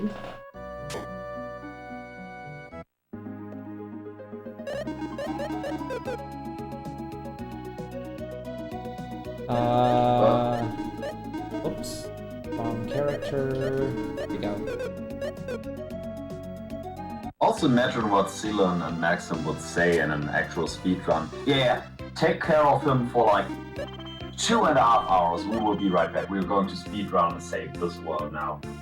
Yeah, exactly. We're just saving the world, so, you know, it shouldn't be that bad. Yeah, when we enter a lane, it turns out that every ship has been sunk. So that's going to be an issue. We can't really travel to the other continent with the ships being gone. And it turns out there's a really, really good shipbuilder. But he said he wasn't going to build a ship until he found the Phantom Tree. So he went to Phantom Tree Mountain and has been missing since. So we're going to see if we can find this shipbuilder over here. Supposedly he's still looking for the Phantom Tree, and, well, let's see if we can find it for him. This is another one of those dungeons where your movement, or where you can lose a lot of time to little movement thingies.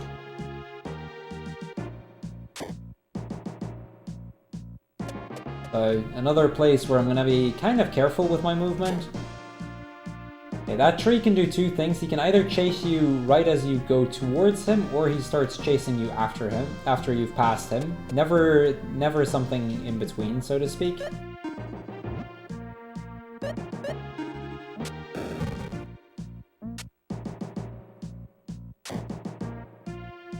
Okay, so far so good.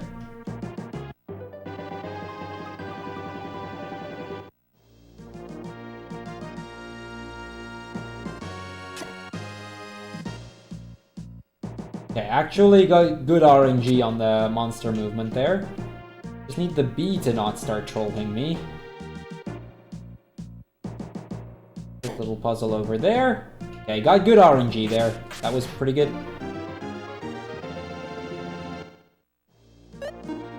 And as a reward, we're gonna get the fire arrow here. Very, very useful tool. We use it for exactly like 3 things over the course of the game. That room right there was the first one. Or just use it to cut a few bushes. There's, I believe, 2 rooms in this dungeon where we need to use it, and then 1 near the end. That's about it.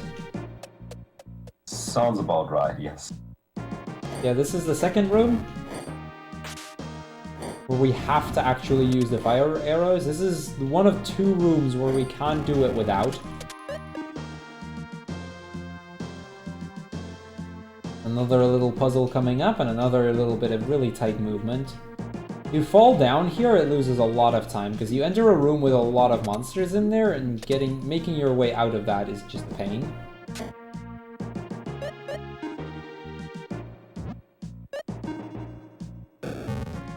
Yeah, there are a lot of puzzles that actually look really easy to do, but due to the fact that we have tile movement here, some of them are actually really scary as a runner, because one misstep basically messes up everything and can lose you a ton of time. A bit of an interesting puzzle here. I'm gonna stun the lizard man onto the button, then warp over, and that'll get me a guaranteed passage of the lizard man, on top of the fact that, you know, I get to the other side, which is what I wanted to begin with. another little puzzle here. We actually need to get this guy down, and we can get that platform down only if there's more than one person on the thing. And we meet up with this guy, God, and he's telling us, you know, I can make the best possible ship. But there is some monster blocking my way, so if you guys get rid of the monster, I'll make sure you can get the ship that you need, and I'll grant you passage. Seems like a fine deal to me, so we're gonna take care of this little monster over here. So these are the lions. Ideally, by the end of this fight, I want Decker to be on full IP.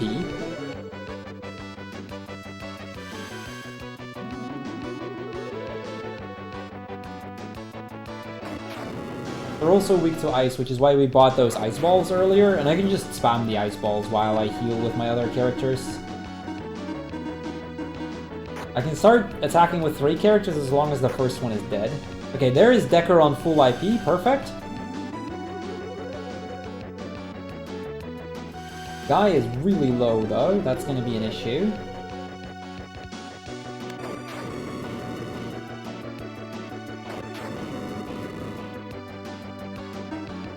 Yeah, the lions. I always think they aren't that scary, but if they do exactly what they can do, they are really scary. Yeah, and this is a good example. So that's Selen dead. First lion should die to this hit though. Okay, there we go. This is exactly... So this is one of the places where I can just use that miracle that we picked up earlier, and that will make it so that I'll be fine. This is why a miracle is really nice to have. A regain would have worked here as well, but would only have put her to 100 health, where this puts her to full instantly. But it's a little nicer to use that.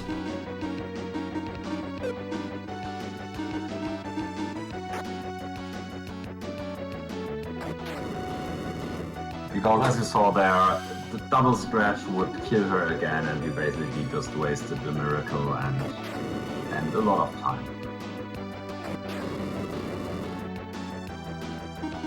Keep in mind, like, this is a retry mode run, being that we get 4 times as much experience and gold, so we're actually significantly higher level than we would in a normal mode run.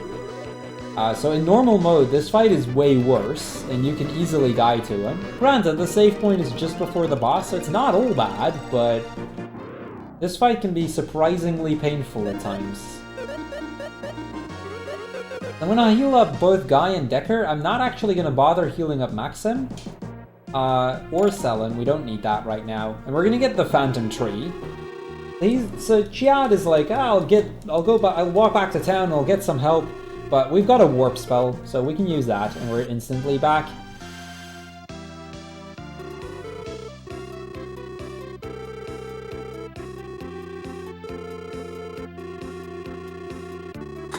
And this is the first time where we actually heard about the spell sickness, which might also be the case for Guy's sister. Yeah, and with Guy's sister, it definitely was a part of that, on top of the fact, you know, that she'd already been through so much.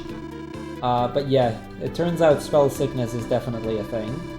Yeah, Decker and Guy, they're gonna go out partying. We need to wait a few days.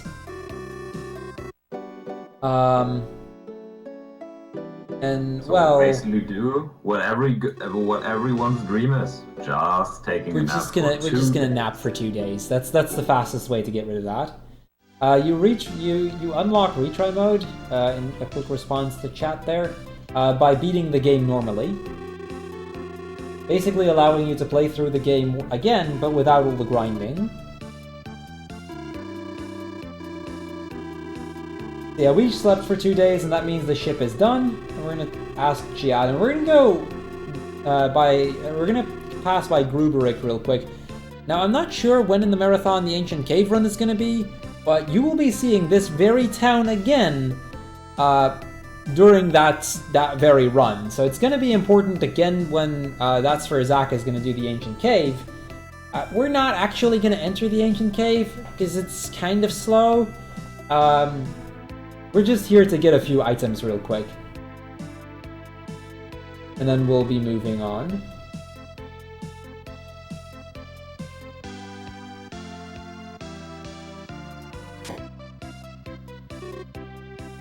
Specifically some sleep balls, and that's going to allow us to completely cheese a few of the upcoming fights. It's going to make it very easy for us, as I will show quite soon. But so we're not going in the ancient cave, getting a Decker Blade and then instantly port out? Or Gatus Blade, or some fancy weapon? No detour? No, we're not gonna make any detours here. We just needed those sleep balls, because that actually, even though it loses us a little bit of time to actually get that, it saves so much time over the course of 3 of the boss fights coming up, that we completely save that time back and more. So we're gonna enter the city of Narcissus, and you may have remembered this town, the name, because this is where Jaffe sold the ruby apple that we had a little over an hour ago. I want to say like an hour and 10 minutes or so ago.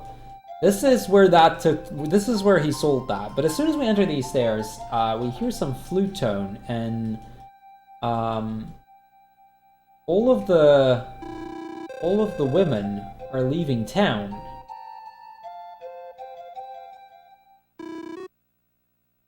All the unmarried woman. Wasn't it unmarried woman? Yeah, it's all the unmarried woman. The young single woman, basically. Although not all of them are single, but hey.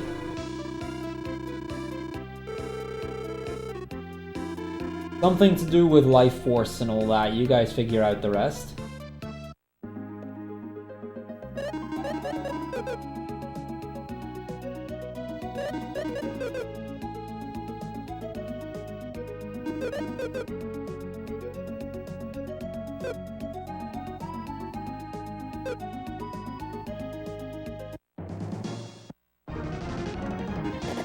So this is probably my least favorite dungeon in the entire game. Starts off with this encounter right here, which is a pain to deal with because you don't actually see him as you enter, so it's very common for runners to run into it. And there's a lot of these teleporting enemies right here. These guys are the literal worst. Like, if you thought any of the earlier dungeons was bad, nah, this one is probably the worst. This guy is a very good example of that. Just thinking if there is a dungeon that is worse than this. Not in a bad way, but in a speedrunner way of being worse. I mean, there are some dungeons that are long, but most of them are pretty optimal for a speedrunning perspective.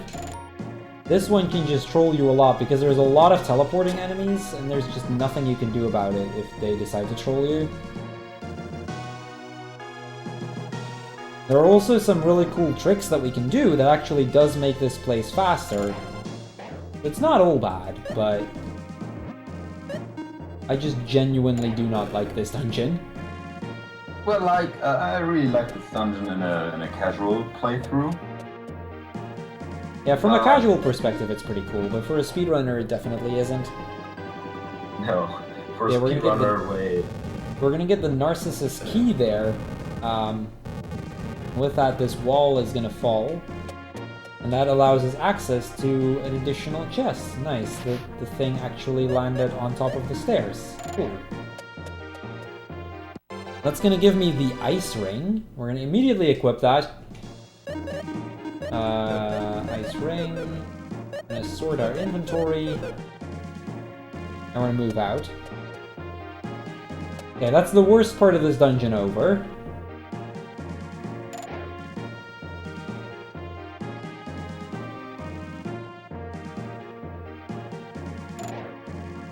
This room can still if you're over this point, it's basically just running to the end. Yeah, we're gonna do a few cool tricks. This is the first one. This is another, yeah, I wouldn't really call it a glitch. You need perfect movement for it, but basically I block the block using a bomb. And because of doing so, I can pass that puzzle without actually needing to fix it. Now this room is really annoying because of the amount of lag that the bombs create, and because of that it's very easy to miss dropping the bomb when you need to, which can be a little annoying more than anything else.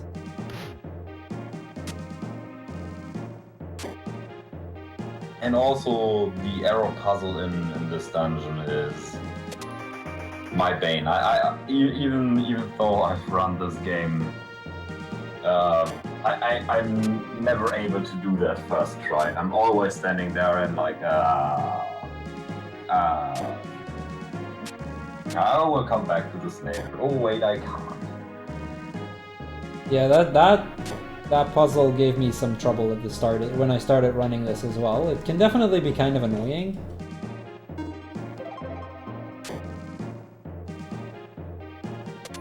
Okay, one more puzzle we need to fix here, and then it's on to the boss.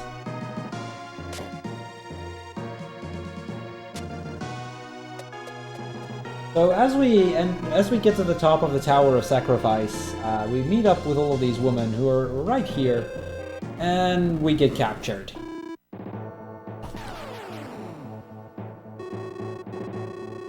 So, you know, and it turns out that, you know, the one who was behind it was Idora, and that he's trying to revive Gatus. Because yay, more Gatus, fun. However, Decker, being as strong and smart as he is, he was actually able to escape Idora's trap, and because of that, Idora, he's just gonna leave. All good. And he goes to talk to the ladies, and well, he now is also trapped. Good game. No, I call that calculate Decker. I call that he's not trapped. Yeah, okay. The guys smart like Decker would never get Yeah, I guess while Decker escapes here, I should mention probably the best hardlock that ever happened in this game. There's a line coming up in a little bit saying, the game is over. Now, yeah, the game is over, here we go. And another runner of the game, Voltus, he actually hardlocked there once, having it say, the game is over now. Because of the first three characters got displayed, and it looked like it said here, or like it said now. So the game is over now, and that is literally where he hardlocked. It's a fantastic highlight. I can strongly recommend you watch that. This fight is pretty much entirely set, except for the first turn. If he doesn't summon a companion, we've got the good RNG, and it's basically done from here. We increased Maxim's agility very slightly. Because of that, he's now faster. Did I not? I did sort my items, didn't I? So Maxim is now faster, and he's going to be able to put him in a sleep lock. Basically, the turn order is Maxim, Idora, and then everybody else. We put him to sleep, his turn comes, but he's asleep, and then everybody else goes. And that is what's going to happen every single turn. So we completely lock him in sleep, making this fight entirely free.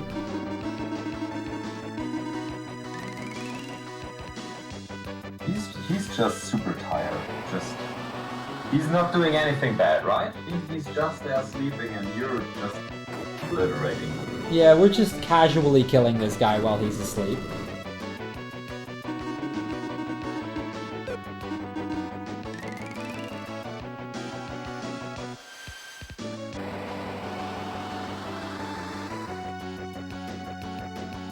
And there we go, that was Idora. Easy fight. This kind of sleep lock is something we'll do a few times over the course of the run, and it's how we... it's why that small detour that we took just saves so much time there. But yeah, as we kill Idora, all the boyfriends from each of these girls are gonna run in, and well... they're gonna take the girls out. You know, And happy Decker times. is lonely again. And Decker is lonely again, because even though he saved all the girls, he still is without a girlfriend.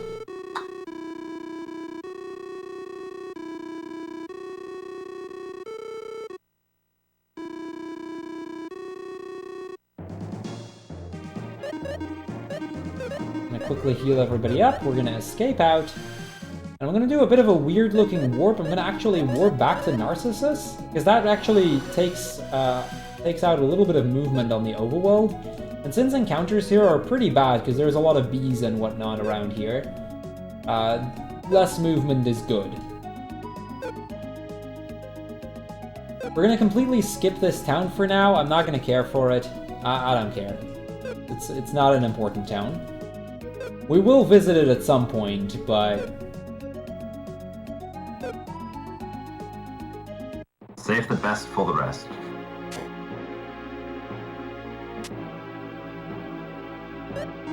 Whoops.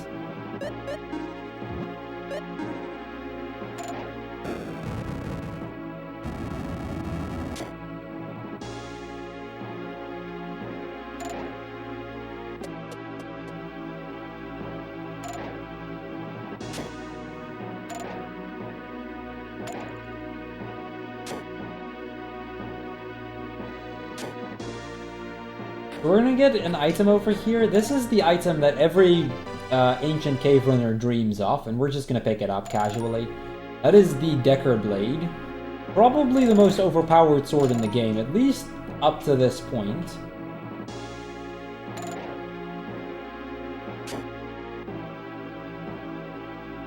Really powerful little weapon, but we got it. We're not gonna equip it just yet. We will soon. We will before the end of this dungeon. But first I want to get this chest, the Lion Fang. It allows us to use the same attack that the lions a couple of minutes earlier were using. And it increases the strength by quite a lot.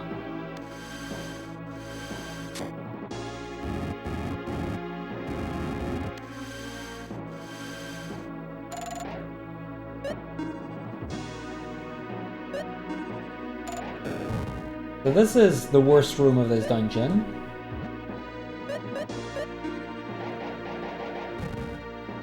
Because that skull right there can be really painful sometimes, and you can just teleport at random. So we got past them.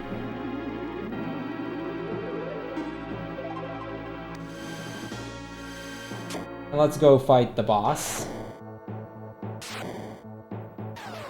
So we meet up with, you may have already guessed it, Decker. One more time. And, well, we're gonna beat Decker here. Or, beat Decker, beat, Idora here. Again, turn 1 is random, everything else isn't.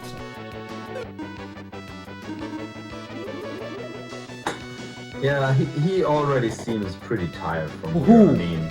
Yeah, Selen barely clutching there, like she barely lived, but luckily she gets out. So yeah, that's the power of the Fatal Blow, which is the IP attack from the Decker Blade. Basically, it does 50% of the enemy's current health.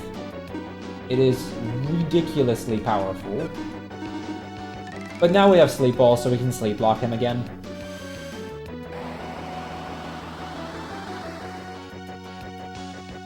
Yeah, seems like a good idea. And with that, you know, the fight is completely free once more. Idora wakes up. Let's do something about that. Each of the Idora... Oh, come again? Totally resident Idora. Yeah, definitely. But yeah, each of the Idoras actually does get more health, but... I mean... With dealing 1600 damage on turn 1, I don't really care.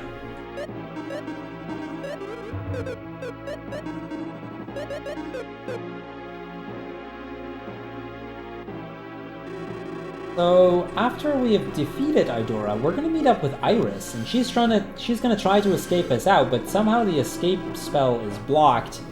And, well, it wouldn't be Lufia if the shrine wouldn't be collapsing, right? I mean, this is a recurring thing so far. So we're gonna have to see if we can get rid of the mechanism blocking the escape spell so that we can actually get out of this place. And, you know, hopefully not die.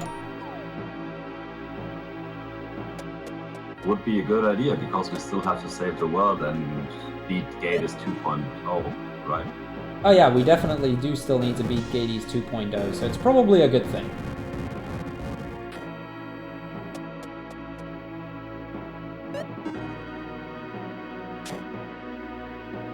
Oh, that was kind of bad. Fine. Let's just call this a surprise IP grind. Yeah, absolutely calculated. That's kind of annoying, though. It's fine. It doesn't actually lose me time, the death at least, because we have Trick. But it's not a big deal. Yeah, we get to the end of the dungeon. Item usage. We get to the... Sorry? Surprise item usage. Something like that. It's whatever. We get to the end of the dungeon, Decker breaks the orb blocking the escape spell, and, he gets caught up in a fight, and we can't seem to be able to escape him out. Well, we're gonna have to say goodbye to Decker here. Can I get some Bible thumps in chat for Decker? Because that is gonna be the end of Decker for this run. Decker, no. That's everyone is why you're not only maxing strength. You have to max agility also to be able to dodge attacks like that.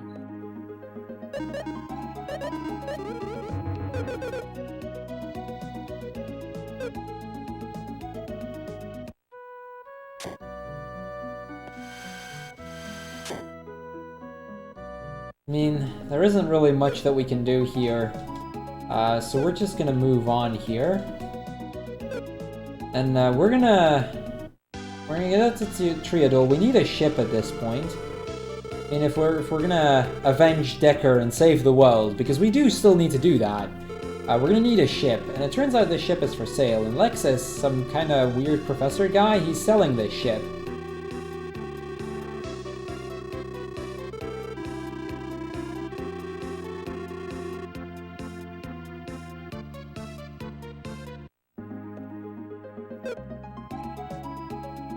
Well, a weird guy in a cave, alone. Let's go visit him. What can possibly go wrong?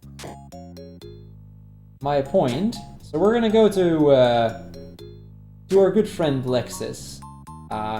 See why? Because it's kind of curious that he's selling a ship even though it's in very good condition.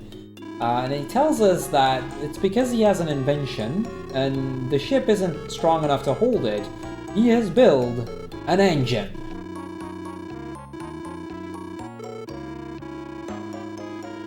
He's gonna show this to us, and it's a machine that can move without wind. Very useful, of course. With that engine, I mean, we just say like, okay, well, this guy's crazy. Let's just ask Chad to make us a new ship. And Will it move? He overhears this, and he's like, well, that means that he's gotten the Phantom Tree since he's building ships again. And he's gonna tell us if, you know, the fact that the Phantom Tree ship should be strong enough. And on top of that, this other invention, this chemograph, which measures the amount of energy. And it turns out as soon as Guy steps in front of it, it measures 5 times more than it's ever measured before. As soon as Selen steps in front of it, it measures 8 times more than ever before. And as soon as Maxim steps in front of it, the needle just goes off the scale. Turns out their energy patterns are significantly more powerful than he's ever measured before.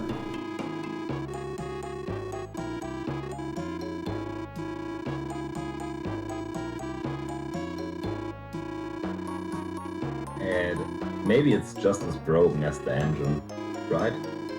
It might be.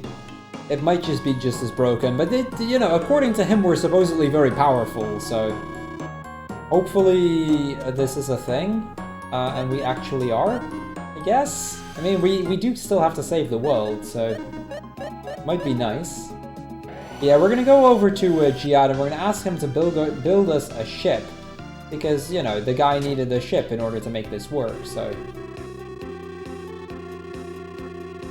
We tell him about the engine. Now, it'll take him some time, so we'll tell him we're gonna stay in Triadol, that's where we're gonna wait. Unfortunately, this ship is gonna take a little bit longer to get ready, so we'll do something else in between. And this is where you guys come in. Earlier we kind of mentioned that waifu war that we were talking about.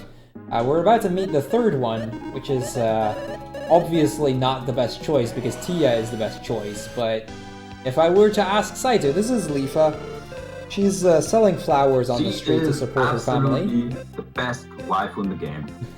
and we all know if Selen would have not married, if Maxim would have not married Selen, he obviously would take her, right? Yeah, Lufia, she's really tired because she's been working day and night in order to, you know, make sure her family gets fed, and she's just completely exhausted. And so we take her to bed, and she tries to get out to start working again, and she basically collapses. Now, she also does tell us of a really beautiful flower that she saw, and we figure, you know, she figured that, you know, she can sell that for a lot of money if she were to get her hands on it. So we're gonna go collect that flower while we put her under a sleeping spell so she can actually get some rest. She'll wake up naturally as soon as she's fully rested, but in the meantime we're gonna go look for this this really beautiful flower.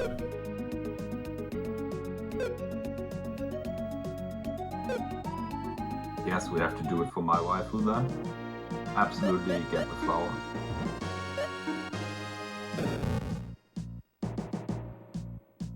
And thus we enter the Flower Mountain. We're first going to get another tool. We're going to get the hammer, which is the last of the tools that we're going to get.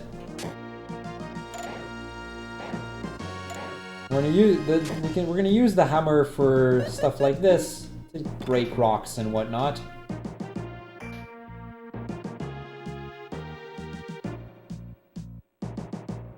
Well, you could also just step over it because it does not look that high, but I guess crushing every stone would also be okay.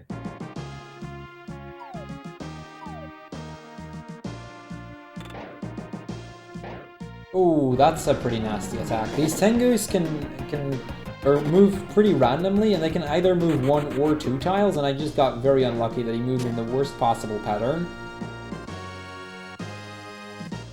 The Tengus have the same movement pattern as the eagles or bees in the game. It just is random if they move 1 or 2 tiles.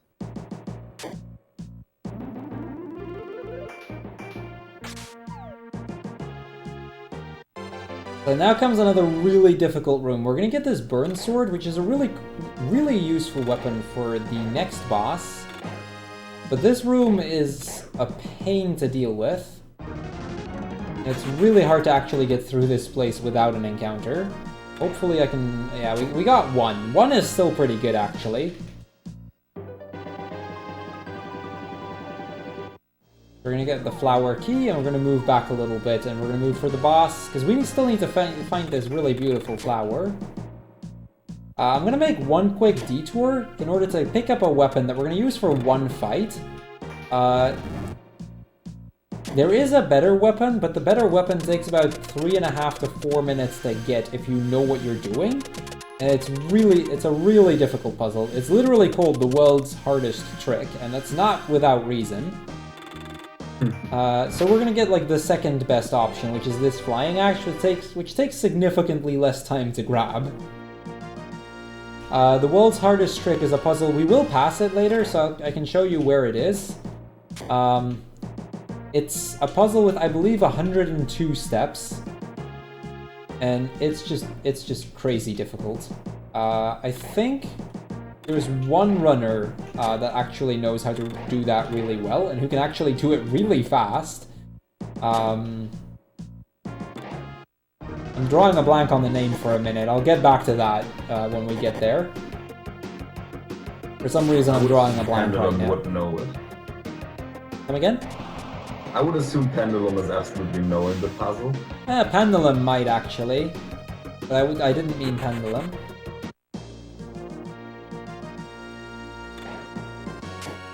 Also, if you want to test your talent on puzzling, there's a flash game of the world's hardest puzzle, so feel free to give it a go. You just have, I guess if you just Google for the world's hardest puzzle. Hold on. I just realized I forgot to do some equipment, which is actually kind of important equipment. Luckily I saved on the tile there, so it loses me very little time. We pick up the burn sword in part for this fight, so I should probably actually equip that. Might be a good idea. Yeah, that should do.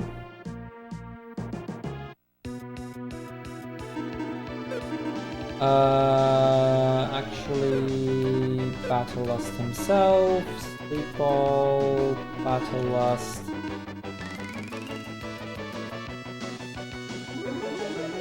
Yeah, this is another one of those bosses that we're just gonna completely sleepwalk him. And if done correctly, he will not actually get a chance to do anything. Fleet and Sleep Ball.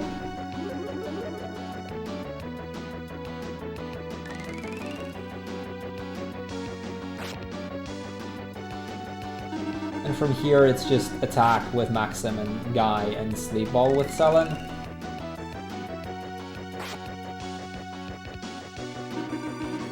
This is why I wanted to get that that fire or burn sword on him, because you can see how much damage Guy is just dealing like every single turn.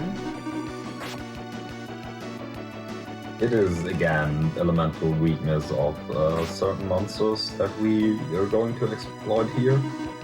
Yeah, the Rogue Flower is weak to fire moves, and both of my characters now have a fire elemental weapon. It just deals a ton of damage and makes the fight really easy. And with that, we're gonna get the this really big, beautiful flower. Now, I want to mention real quick, this is an item, or the flower itself. It actually appears in almost every single Lufia game. The only one I'm not sure of that it appears is Lufia 3. I know it's in both Lufia 1 and 4, and I'll be pointing it out in Lufia 1 next week as well. But we're going to give this flower over to Lufia again. And, well, she doesn't really have anything to pay for it. She doesn't have much, but she's willing to pay for it regardless. But we're just going to give it to us. In return, she's going to ask us to name the flower. And Selen tells her that we're going to name it the Profea flower. That's the last we'll see of the Profea flower for this game, but if you ever play the entire Lufia series, this flower returns in both Lufia 1 and Lufia 4, and possibly 3, but I'm not sure about 3. And it's the last time we see Lufia on the run. We also see that our ship is now finally done, and it's incredibly fast.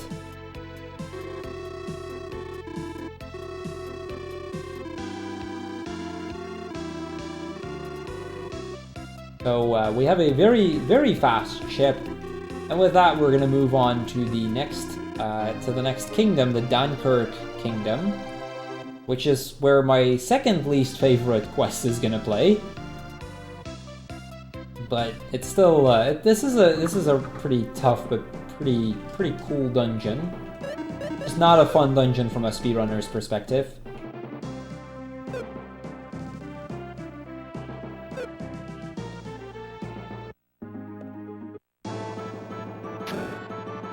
So we entered the Dunkirk Kingdom, and we're going to talk to. We're not going to go through the throne room for once, but we're going to talk to the crown prince of the neighboring castle.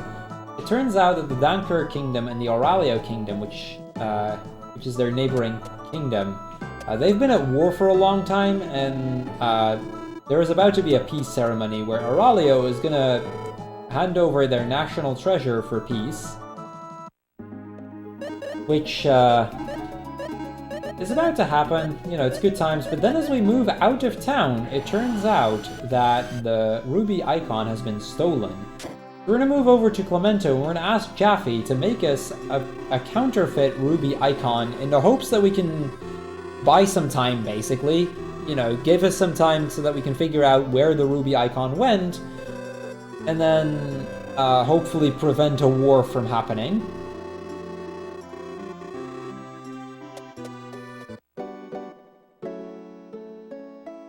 Let's hope that everything goes well and that there are no greedy princesses or queens forfeit in our plans. Right? Yeah, exactly. I mean, it looks good to me, so... Yeah, we see the statue, and it looks almost identical to the actual statue. It's really hard to tell the difference. So hopefully that'll do. So we'll warp back to Dunkirk. This is, well, moment of truth. We're just gonna give it to the prince, and we're gonna hope that he accepts it.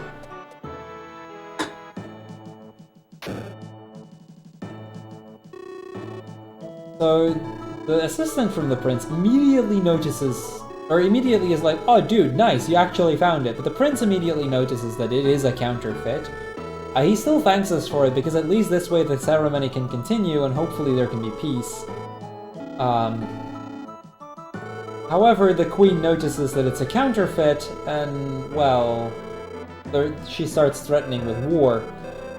The Princess Thea, she comes running in, being like, everybody in the castle knew this, but it's been stolen, and, you know, they actually did come in with the real deal. So the ceremony is off, but at least that prevents a war for a little while. The king asks for James so they can send the guards to go search for the actual ruby icon. And it turns out James has been missing for a few days. Kinda strange, wouldn't you think? Maybe he's also on the journey to save the world? Ah, James might be saving the world with us. That's a good thought there. I mean, we had a lot of different characters. Why not having James as our next character? That's Maybe. true. That's very true.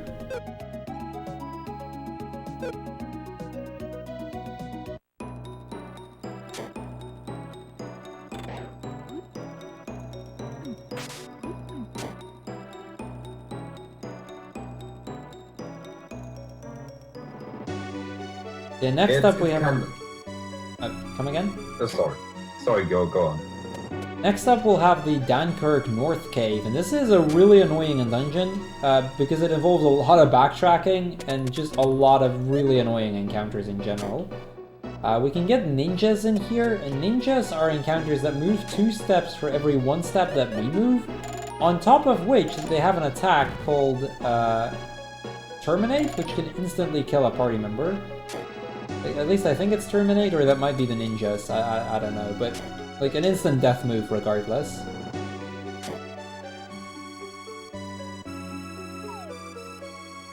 It's kinda like all these lake caves are kinda horrible to play.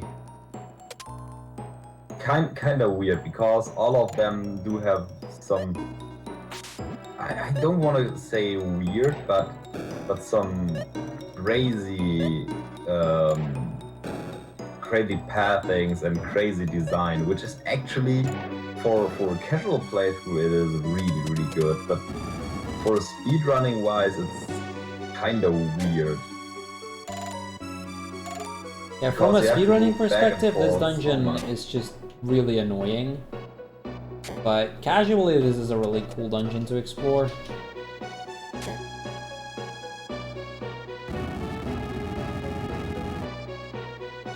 Yeah, first things first, we need to get down those 4 rows of spikes. We do that by switching 4 red orbs.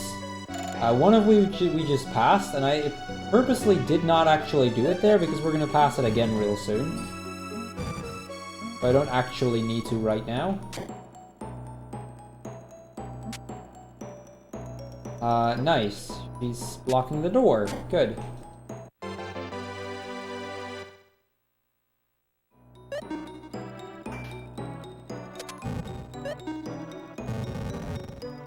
This dungeon also reminds me kind of a Legend of Zelda game. Cracked walls, shooting arrow in eyes. It is basically exactly like a Zelda game, right? Basically, yeah. Then this is a really slow puzzle. This isn't necessarily a bad puzzle, but it's just a slow one, and that's where it becomes annoying. You need to put the block onto the button, then move to the other room, step onto that same tile, and that will make the bridge appear, so that we can actually get the Dunkirk key.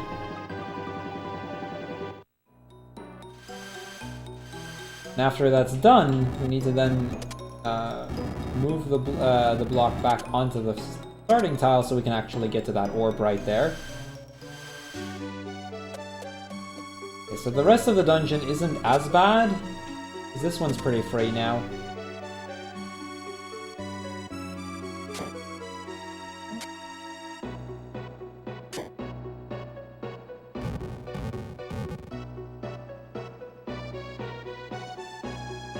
But this dungeon is still far from over. Yeah, we're still a long way from done with the Dunkirk North Cave. There's the last row. So this is these ninja. These are the assassins that I was talking about. You'll see very soon why we all hate them.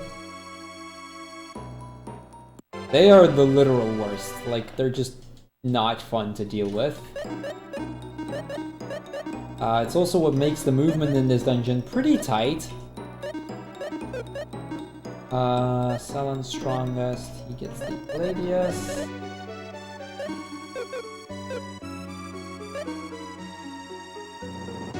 Oh, see, that's what I mean. You make one quick misstep and that can happen. And then it's basically begging that they do not instant kill any of your party members. But luckily, these are the easy versions of the ninjas. Yeah, this is actually the less dangerous version of it. Believe it or not, there is another version of this this encounter that's way more dangerous than this one. We'll also start seeing why Lexus is OP. Because Lexus is, like, crazy OP. I actually didn't get the range on that one. That's kind of unfortunate. You will see a lot more of these dangerous enemies in the Ancient Cave run. Trust me, you will understand why they're hard, and we're able to stun them. Yeah, the Ancient Cave run will show you how dangerous that thing actually is. It'll give you a good general idea of how hard some of these monsters are. Because of both our levels and the fact that we actually have pretty decent equipment, they're not all that dangerous now, but when Zack will be going through the cave, that's going to be a whole different story.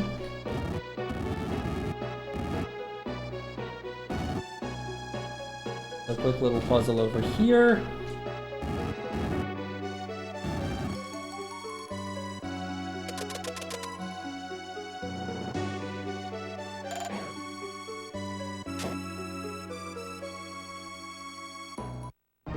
Okay, that vampire usually never moves like that. That happens like 1 in 50 attempts or something like that. Yeah, something like that. Usually he starts teleporting away, so that's why I just kept moving, not even considering him being dangerous. Then he decided to be dumb for once. That's very rare right there. Not that bad, because the vampires themselves aren't all that dangerous, but still kind of dumb. We're gonna go fight some shadows, and these shadows can actually be kind of annoying as well. Lexus can take them down no problem, but they have a move called Vile Laughter, which is this one. And well, if that hits Guy, it's just minutes worth of time loss. That was a really terrible moment. That scared. That was kind of scary, yes. Yeah, whenever he does that, it's always scary. Not much you can do about it, but it's always scary. That's a room where you will always have to fight a few of them, so there isn't that much you can do about it.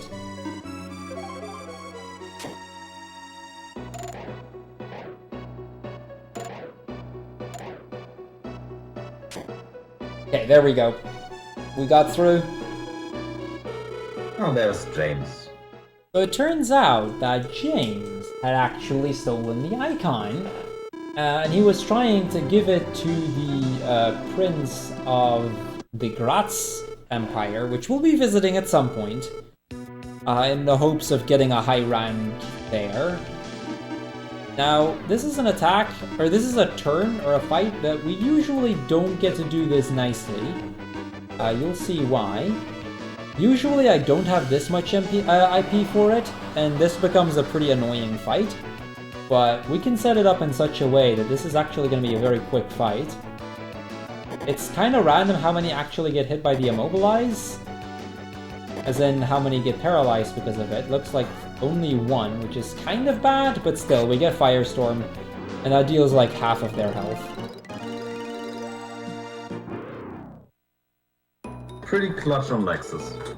Yeah, pretty clutch on Lexus. Then again, Lexus isn't all that relevant from now on. Yeah, because we get James as party member now, right? Yeah, we do. Or actually, it looks like the king is gonna send James to jail. That sucks. We're not even gonna get James as a party member. Look up damn James.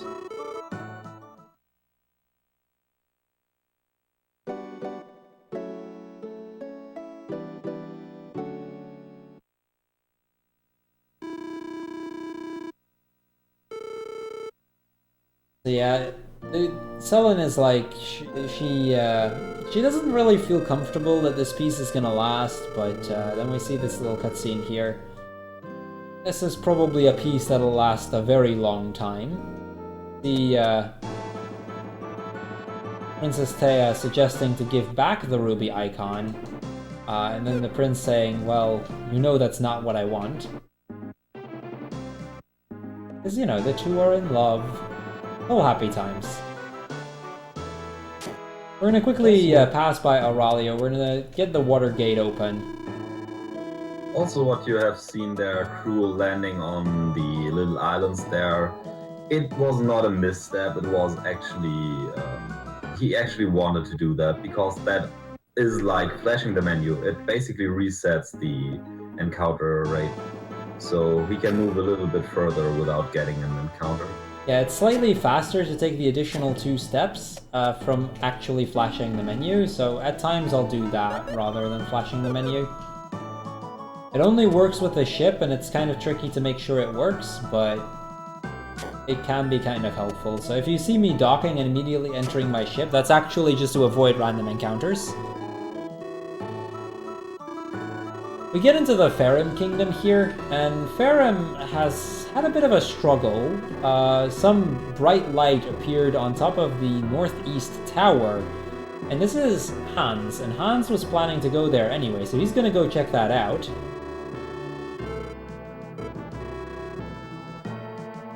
So Hans, he's gonna move up to the tower, because he got a quest from a prince. He agreed to do this quest, so he's on his way there. And well, a bright light landing on top of a tower, that does not sound good. Especially considering we're still looking for Gatus 2.0. Well, maybe the bright light will have some clues for us to find Gatus 2.0, right? Yeah, it might. Let's check it out. Good idea, count me in. I'm totally rooting for you from here.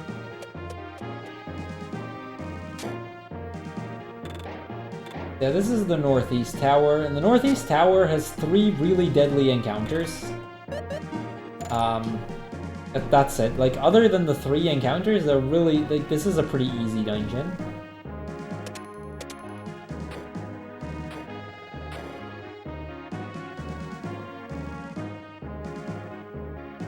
But if you remember those assassins that we actually encountered one of them earlier, yeah, you might think, oh, they're here again, but this is actually the upgraded version of them. The ninjas. They are significantly more powerful and significantly more deadly. Getting a back attack by them, you might see that, hopefully not, but you may actually see those ninjas during the Ancient Cave run. Basically, in this run, even with these levels, getting a back attack by them is basically GG. Pretty much, yes. We're gonna get the key real quick, sort our spells, and we're gonna escape out. This is the second of the 3 dungeons we're actually going to escape out and just re-enter because it's faster than backtracking. This is actually one of my 3 favorite dungeons. I really like this dungeon here. Yeah, it's not among my favorites, but I do enjoy the dungeon. This is a pretty cool dungeon if you can pull it off. I like the part with the arrows coming up in like 2 rooms. I really enjoy that part.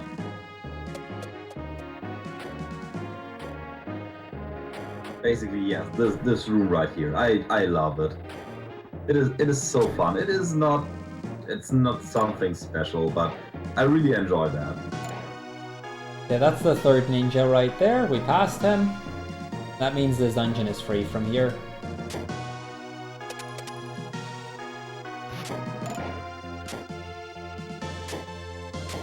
We're gonna meet up with Hans. You know, Hans, he's completely unable to move right now. So that could be an issue. Flashing lights. Loose clues. We're here. Gatus did color his hair, I would assume, and get a fancier armor.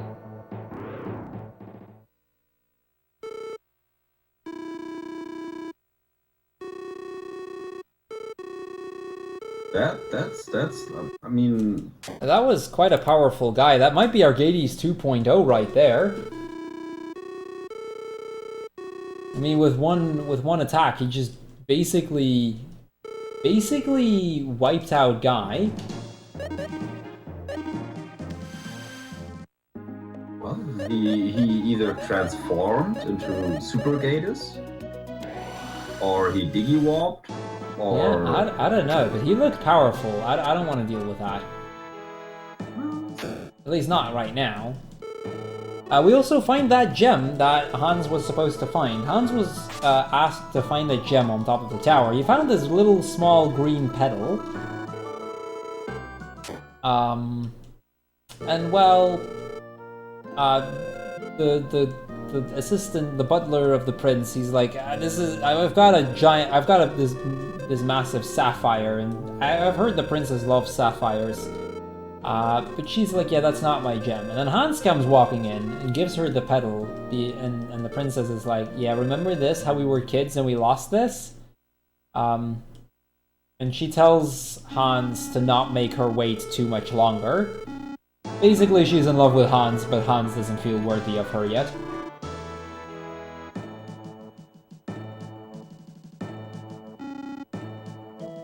and there's something in the game with people forgetting stuff and then re-enter the room just to get it back. Now, as we had finished that cutscene, a messenger came running in, and it turns out that somebody has attacked the neighboring village of Agurio. So, well, let's go visit Agurio, see what's up. Hopefully it's not all bad. Flashing a lot here because there's random assassins around here. We've already seen how bad assassins are. Getting an encounter here. There are like 3 encounters that are able to one-shot your party. I think it was 3, if I recall correct. But it is really a scary walk if you get an encounter. Yeah, definitely. We enter Agorio, and it turns out that everybody's been killed. We also meet up with Iris, who tells us of the dual blade. She first off tells us that, you know, it's our time to... We should drop our sword, and we should leave it be. But we're not going to do that. And then she tells us of the dual blade. I quickly want to respond to chat, since I'm a Harvest Moon speedrunner, among others, be it not the SNES version. Yes, you can speedrun Harvest Moon. There's actually recently been a Harvest Moon speedrun marathon, so quickly wanted to point that out in response to chat. But yeah, she tells us of the dual blade and how that sword is with the sword it might be possible for us to beat Aemon.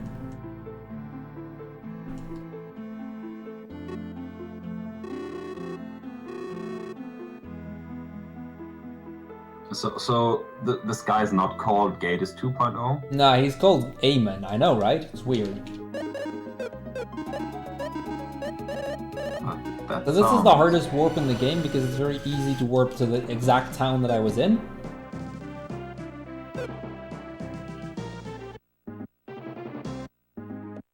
But Gatus is Aemon's boss, right? But because just look how stupidly strong he was in the first tower. Like Gatus has to be the boss guy. Come on. There we go. Okay, got a little lost in that menu. I mean, I quickly want to go in on the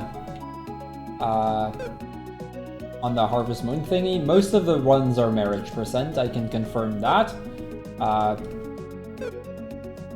Like I said, we've recently actually held a Harvest Moon marathon as a Valentine's special, which was a bunch of marriage % runs back to back. It was pretty cool, but yeah, you can actually speedrun that series, and it's, you know, if somebody here is interested in trying a Harvest Moon speedrun, feel free to hit me up and I can get you into the Harvest Moon speedrun Discord and whatnot. It's a pretty small community, but it's definitely a thing.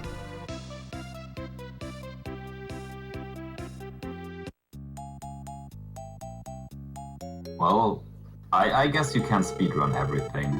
Yeah, you basically can. Not sure if it's always the best thing, but you can do it. I will say the Harvest Moon speedruns actually are pretty fun speedruns.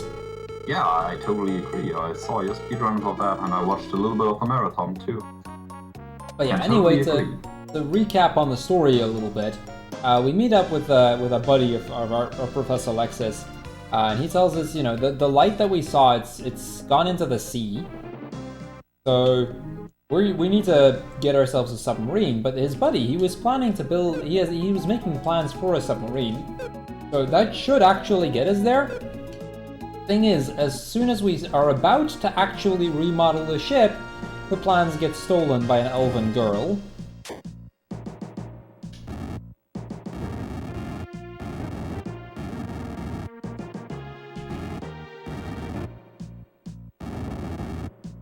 So I guess the plan is to get the plans back? Yep, we're gonna get the plans back. What are we going to do with the little thief girl? Is she the boss guy? Is she the boss? Are we going to fight? I'd highly doubt the girl is the boss. I mean, she's just a little girl. She probably had good reasons to steal the plans, be it that stealing is still very wrong, and one shouldn't steal. Yeah, but elves have a pretty high life range, so... Oh, maybe she is not that little. Maybe she absolutely knows what she's doing. Okay, so we meet up with the girl here, and as soon as we meet up with her, she's gonna get attacked by 4 gargoyles. Looks like we're gonna have to save the day then. Save the girl, make her guilty to get the plans back. I may have forgotten to unequip the undead ring. That would lose me a little bit of time later. It's not a big deal though.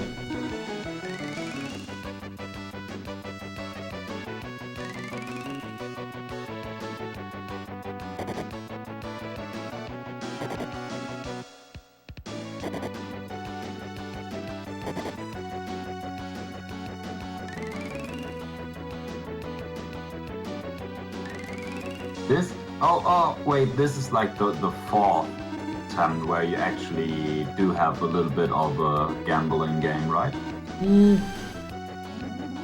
A little bit. We're gonna throw terror balls, and terror balls have a 50% chance of instantly killing an enemy. We've thrown 5, and we have not killed a single one.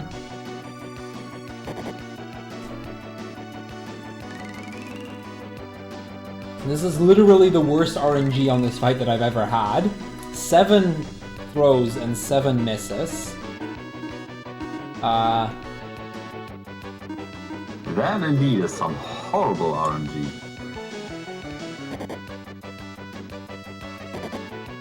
Don't kill me, please. That looks really, really scary. Yeah, definitely. Can I actually hit one, please? This is legit the worst fight of this that I've ever had. This is a 50% chance. I have not killed a single one after three turns.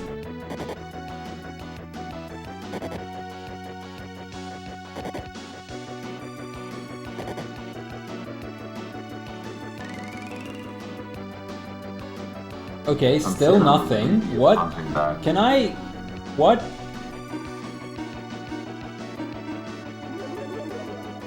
Can I not die, please? Dying here would be really, really bad.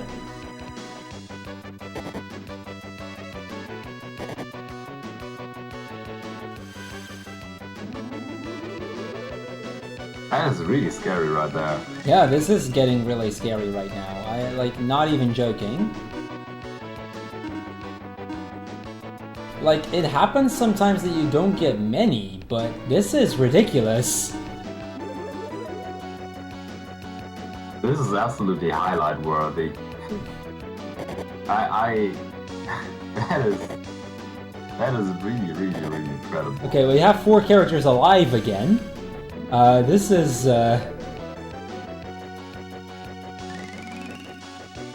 next level bad luck right now.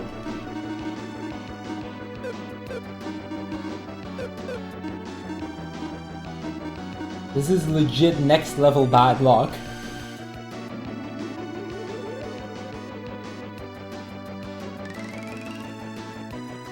We're on 10 misses already. It's a 50%. Like this. Do you even have enough balls left? I bought 31. I should have enough. Okay, there we go. We got a kill. We got one. Like, I have thrown this after this turn. I'll have thrown like 17 or something. Like, what even is this?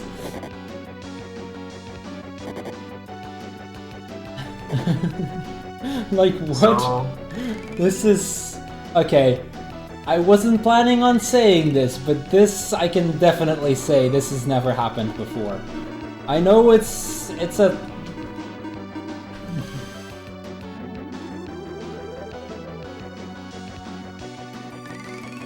So for everyone enjoying math, please, you can do some calculation on how high the percentage is to miss 12 in a row.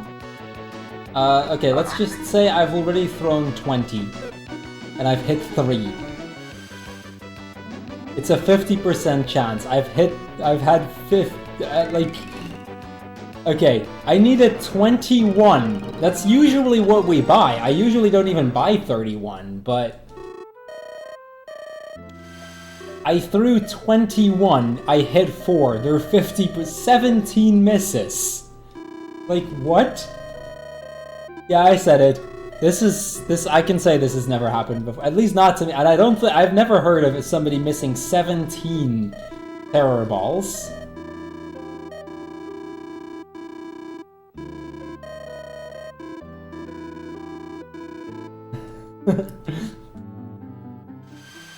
Very true, it's not a real speedrun without that's never happened before, but this is definitely a case of that's never happened before. 17 misses! It's a 50-50. So, who gets the right answer? How high was the percentage to miss? 17 of 21. I mean, the fact that the first one took 10 throws, that's like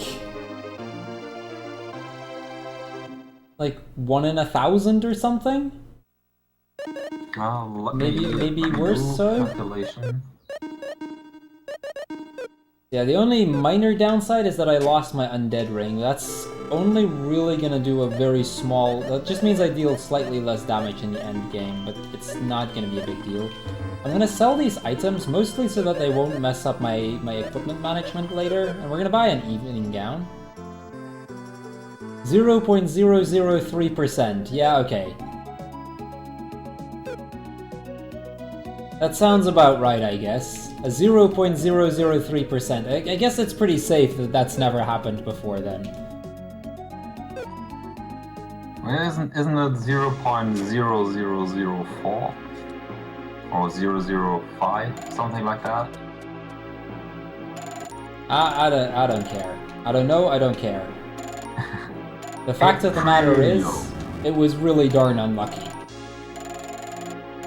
That is absolutely, but luckily you were able to salvage it.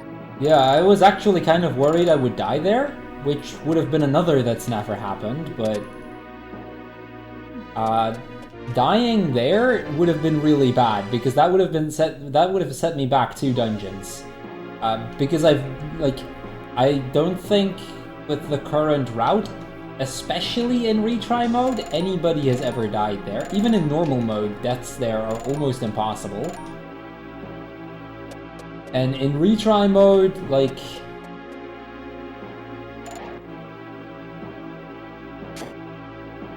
you have even more...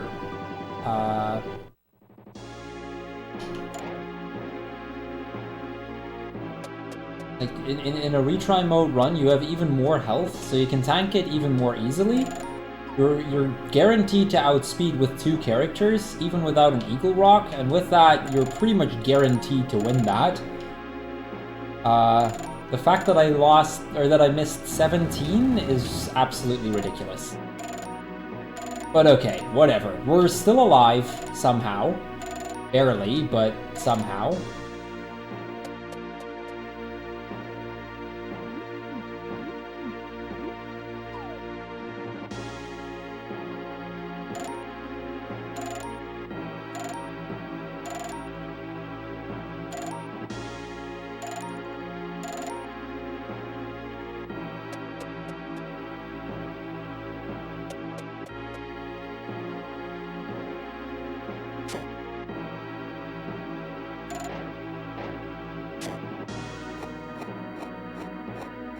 Yeah, basically, I mean, I kind of got caught up with that happening just now, but basically what's going on is, when we killed the gargoyles, some people came running towards us telling that, forgot her name. Wow, I'm really drawing a blank right now, but one of the elves got kidnapped into the Divine Shrine. That's a really big problem because it's said that at the center of the shrine, at the core of the shrine, there's this small shrine that will increase your attack power. And Aemon has kidnapped the woman, and with that, you know, she's if he would actually get onto the shrine, he would become even more powerful. That's, of course, very, very bad. So basically Gatus 3.0, or is it 2.5? Yeah. Karen, that's her name. So yeah, Karen got sent to the shrine, but she didn't resist, because here in the shrine she can use her full power, and she's quite powerful. But in order to send him out of this place, she uses up all of her magic, all of her power, and dies in the process. I should probably mention, if you remember the girl that stole the plans, as well as this guy that we've been traveling with, Artea, Karen is their mother. So Artie just lost his mother in this war, and for him right now there is no turning back. He is going to fight for his mother and for his sister. We're of course going to actually step onto the shrine because, you know, extra stats.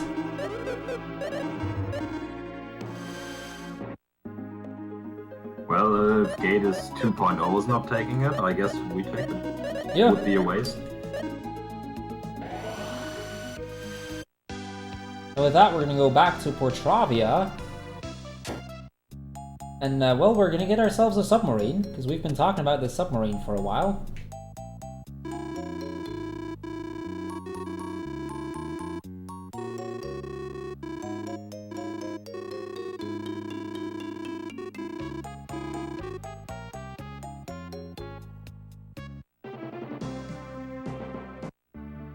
Also, Lexus, he just left our party. He's still very much alive, but he's gonna help us in a different way, being the professor that he is.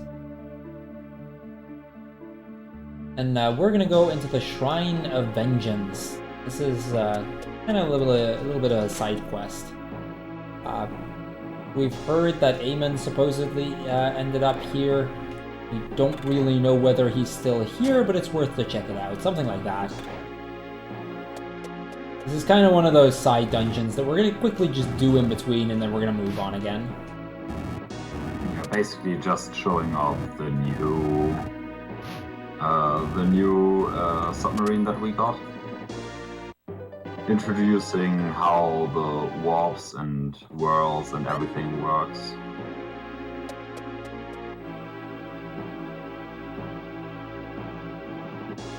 Okay, at least that ghost didn't troll me. That ghost tends to be able to... Or he can do two things. Usually he passes you right off, and he just goes towards the right of you. But on occasion, he decides to teleport in front of you, and then you're gonna have a hard time actually trying to avoid him. But all of those cracks there, except for the first and the last one, are fake. The first gets me to a chest that I don't really need, the last one gets me further into the dungeon.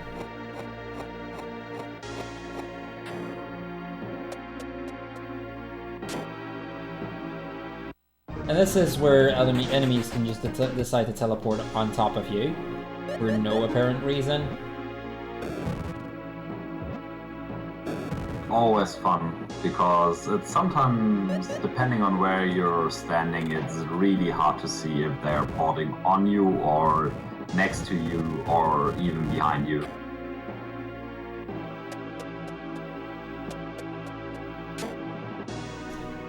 So we're gonna take a quick detour here to get a few items. This is just equipment pieces that are gonna be very useful. First off, we're gonna get this evil jewel.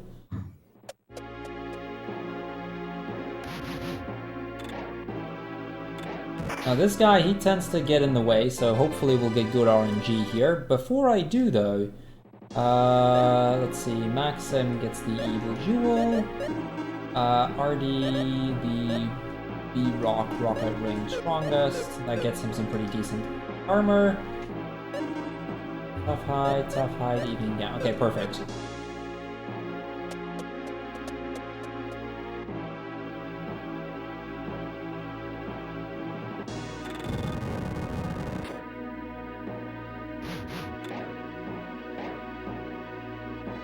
Okay, so that basically is the Shrine of Vengeance. There is a lot more to this shrine. There's a lot more items, but you can completely skip that, which for the speedrun is really convenient. We only get them in the 100% run of the game. Also, finally gonna save again. We're gonna move over to the next boss. It turns out there's some really powerful ghost here. The Venge Ghost, and we have a really cool strat to kill this guy. Just watch. Keep in mind, re-energize and stuff, those are all heal spells. Same with Sacred Song. We're gonna use a few heal spells. He can do something like this. He can be annoying sometimes. Well, we unequipped everything from Artie earlier, because we sold all of his equipment. Yeah, we can just do like 1300 to 2000 damage easily. Like, no questions asked. We're gonna do that another turn. And quickly heal up with Artie though to make sure that everybody has enough. And in fact, this is not an elemental weakness. This is actually, like, you know, from like Final Fantasy games. He is an actual zombie, so healing spells do hurt him. Yeah, so the healing spells hurt him, and the moves that I used, like, the re-energize is 25% of your, I believe, max health that it heals. But because of it being a heal spell and it being undead, instead of healing it, it does damage. So it does like 25% of the max health worth of damage on turn 1. It makes it really broken, and it's very useful. For those that missed the fight, there is going to be a very similar fight coming up fairly soon. But first we're gonna do some shopping. We're gonna get a crystal wand for Artie and for Selen. We're gonna get the Plati bond for Artie. We're gonna go talk over to Iris again. And it turns out, you know, Iris, she wants to talk to Maxim alone. To which Selen actually rejects, and she's like, well, is your bond with Maxim that weak then? Maxim is more like, she seems off. Like something's off, and I can't really tell what. So Iris challenges us to go towards the Tower of Truth, where on the top of the Tower of Truth there's this mirror, and it's said that those who can see their own reflection in the mirror tell the truth. Otherwise you'll see something different.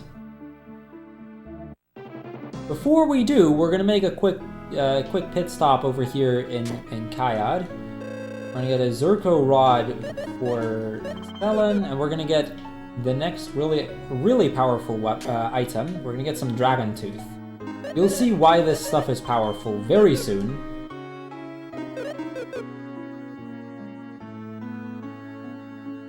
So off we go. We're gonna go towards the Tower of Truth, where we're, well, hopefully gonna find out what's actually going on.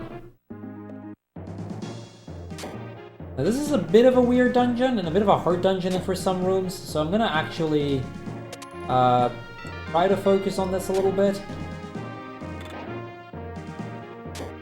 It's from the fact on it's more or less memorization and then doing all the movement, because a lot of the rooms are very small, so you do not have a lot of room to maneuver around the enemies. Not to mention the biggest room is actually the hardest. You'll see very soon why, but be it slightly counterintuitive. By the way, do not ever fight that thing, even in a casual run. But yeah. Do it. Always fight it. It's a good idea. As soon as you fight that thing, 4 Idora spawn. I found that out the hard way. Fun.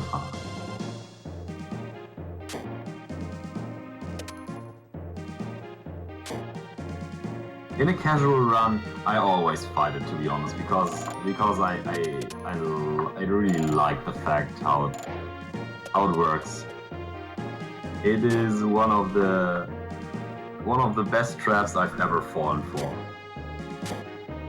Because the enemy itself is already annoying, and then you're like, okay, so annoying, then I'm going to take care of it, and then it's getting really annoying. Yeah, this is the biggest room in this dungeon, and this is where you can definitely see why I called this the worst room.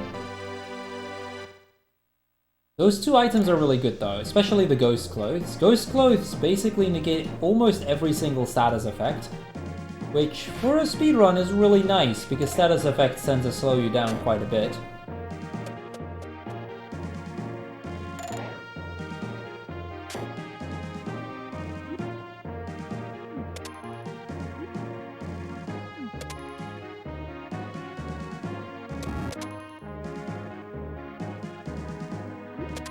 Another quick little puzzle that we need to do. This is actually quite a tricky puzzle right here, in that, you know, from a casual perspective, this will be hard to figure out, but basically what you need to do is, aside from just getting the bridges, you're going to put it onto here, and then you need to use a bomb to blow up the crate while you pass the bridge. I think it's a really creative way to do that. I think they did that in they figured out a very clever way to use a combination of items to solve a puzzle. Really cool. Get him out of the way. We're gonna move on. Yeah, the whole dungeon is pretty well made. I mean, you can say whatever you want, but narrow rooms. This is like the first dungeon where you actually have to really take care of where you have to step in basically all the rooms in the whole tower. The rest, there was like 1 or 2 rooms where you had to go slightly slower, but But here, you really watch out on every movement that you're doing. Yeah, and even if you thought that wasn't bad enough, right over here, you'll see that chest? Yeah, that's a fake chest right there. That's a mimic. As soon as you touch that, it'll get you into an encounter. Like, this dungeon is just full of little trolly things like that. It just keeps you on your toes. It's really, really well designed, honestly.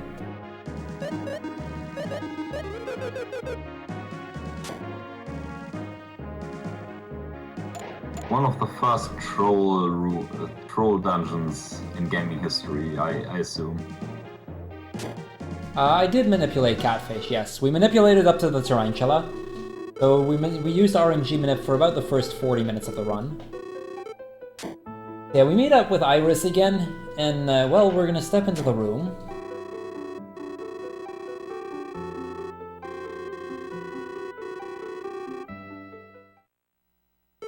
And Selen is like... The like, cutscenes in here are really, really phenomenal.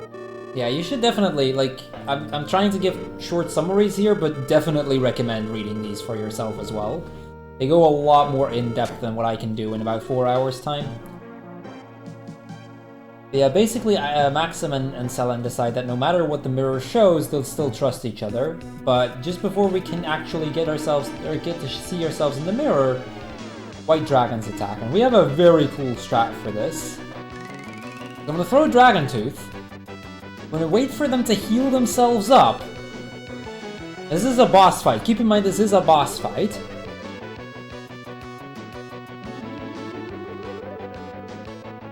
And then we're gonna throw another Dragon Tooth, and that's it. Boss done. We did not go for Extended Manip, because Extended Manip isn't particularly marathon safe. That's why I didn't. Up to boss fight kind of Tarantula. reminds from the first boss fight, right? Very again? first, Lizard Man. Come again, Saito? That was like the very first boss fight we've seen from the Lizard Man. Yeah, it's basically the first boss all over again. Iris, she's gonna quickly restore the mirror. We see her think that her mission has ended. Keep in mind what this mirror does. If you see your reflection in the mirror, you're talking the truth, otherwise you'll see something else. This is the first time where the game actually proves that something is up with Iris.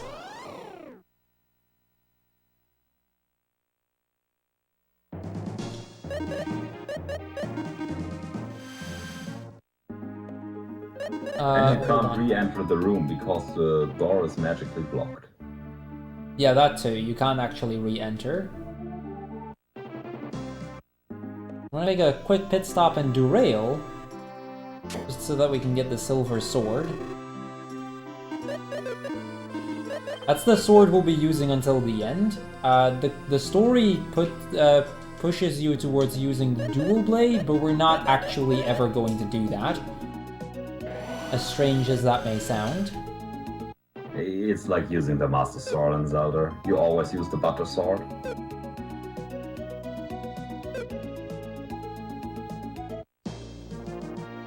Yeah, exactly. That's the problem with using the extended manip is that you can't actually save. And that is a really big problem when you're doing a marathon run, which is why I went for Catfish. I have backup saves for most of that. But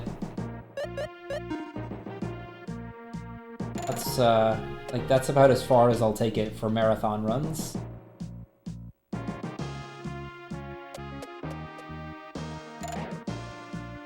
The risk and reward from using extended manipulation is just not high enough. I think it's like 15 minutes or so that you would be able to save in order to lose the whole run with one misstep.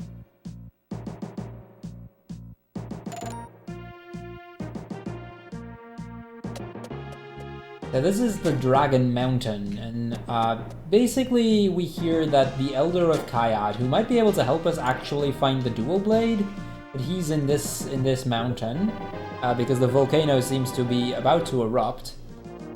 This is also the last dungeon where we're just gonna escape out and re-enter. This is the longest dungeon in the game, both from a casual and from a speedrunner perspective. But it's a really cool dungeon, and we can do a lot of really cool tricks in this dungeon that actually saves a lot of time. Like, for a speedrunner, this is actually a pretty cool dungeon, despite the fact that it's really long. This dungeon, it does not feel as long as like the Dunkirk dungeon or something like that. It is, but it is long.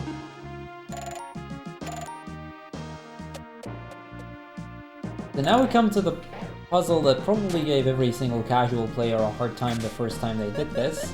This is one of those puzzles where if you do not write it down, you're going to fail.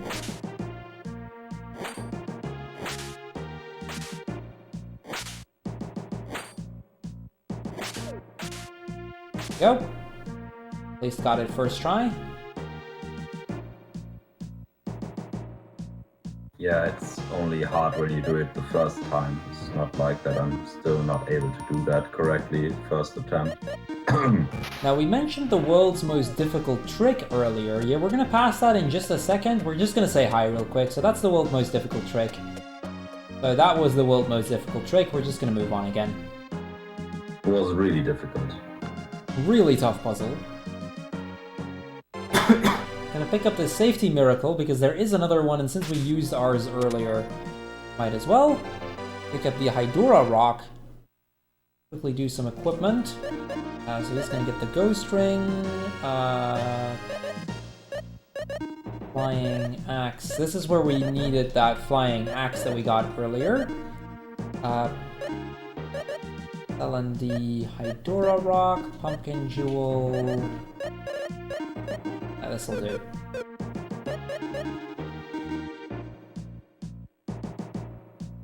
I'm gonna reset the room. We're just gonna move on.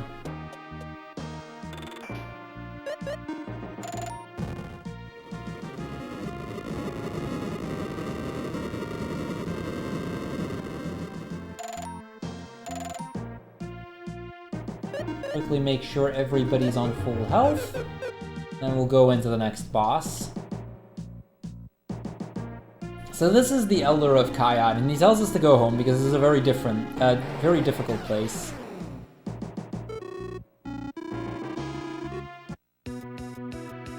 Okay, here we go. Let me make sure I do this correctly. Wait, who has the anger brace? Why does he still have the anger brace? Whatever. Weapon weak. Dragon tooth.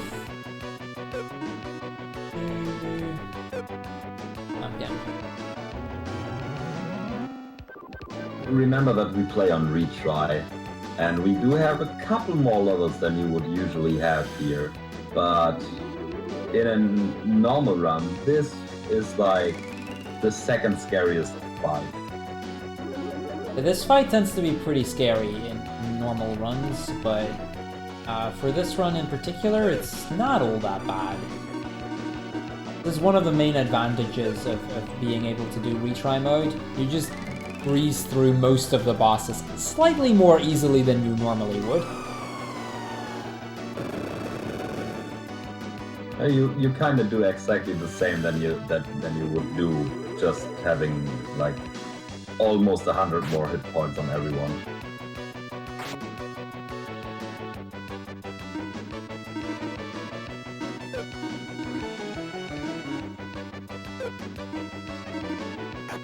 Supposed to use a dragon tooth, but this works.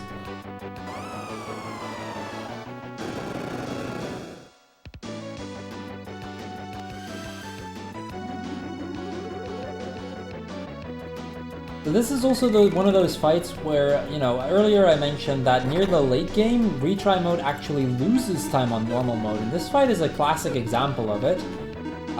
You can see the IP bar filling up very slowly here, and that's solely because of the fact that we're much higher level than we normally are in the normal mode run. So because of that, these fights become a lot slower because you can't really do the really powerful attacks as often. It's a lot more safe, of course, but it does come with the problem that it makes this part quite a bit slower.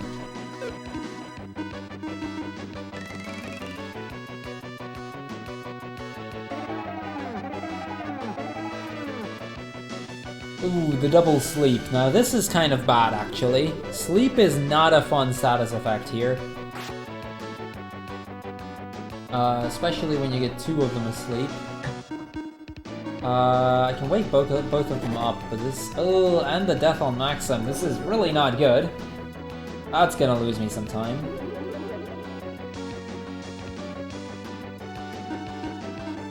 Yeah, the worst point here with having someone dying is basically that they lose all the IP.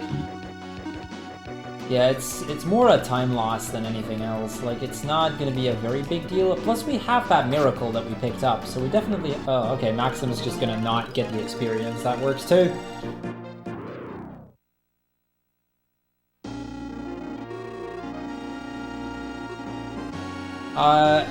To correct you there, Eric, Lufia 1 also gives you 4 times as much experience in gold. I'll be showing off the Lufia 1 retry mode run next week.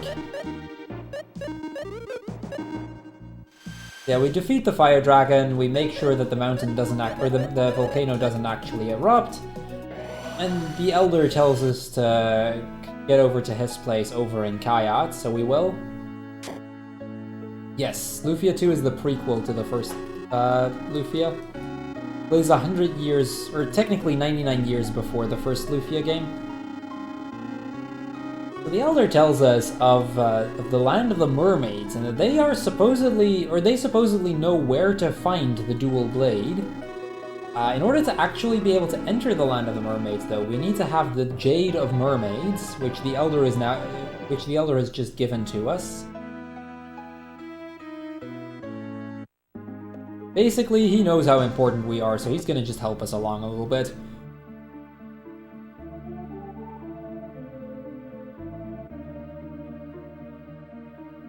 And luckily, he does have a good connection to the mermaids.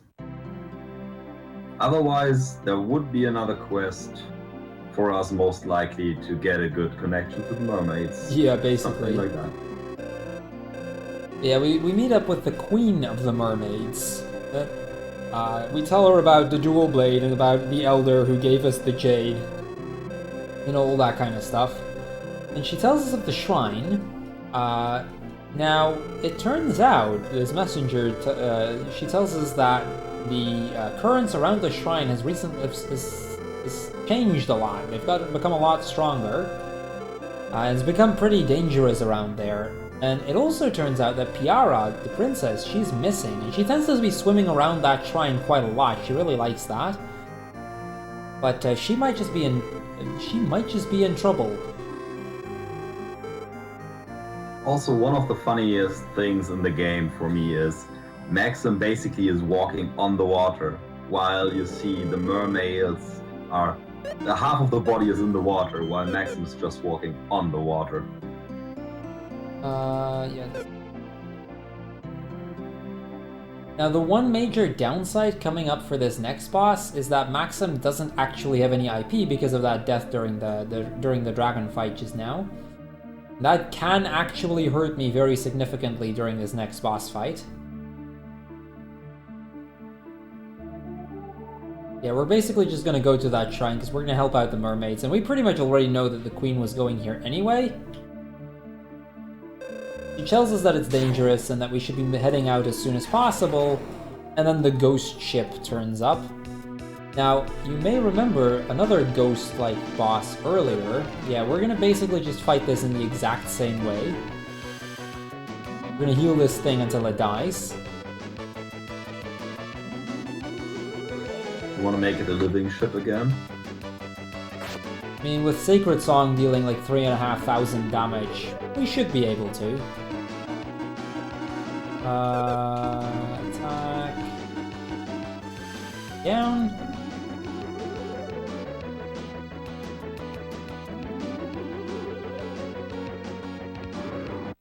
A really solid fight, honestly, despite not having enough IP. That worked out really nicely.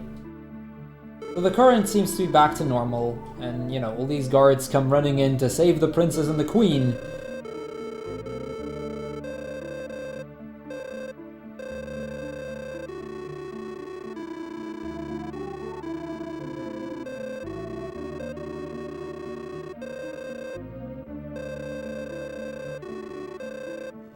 And, well, as everything seemed fine, the current changes one more time.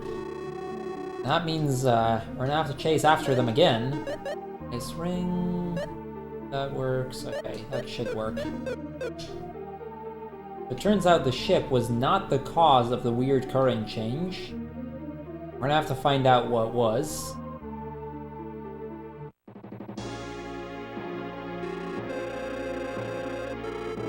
Now, as we get down here, we notice a very strong, very powerful energy. She asks the soldiers not to move carelessly because something powerful is going on. They immediately start walking up, or start swimming up, and they all die, so that's all of the guards dead.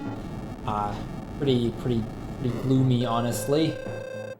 The queen is about to do so herself, and then Selen decides, let's put her under a sleeping spell, because at least that way she can't, you know, die there. Also, chat, in a little bit you're gonna see a very weird looking room. This is normal. This is completely the way it's supposed to look. So just ignore it. Yeah, it's all the other versions that are bugged. Yeah, that is totally supposed to happen, exactly.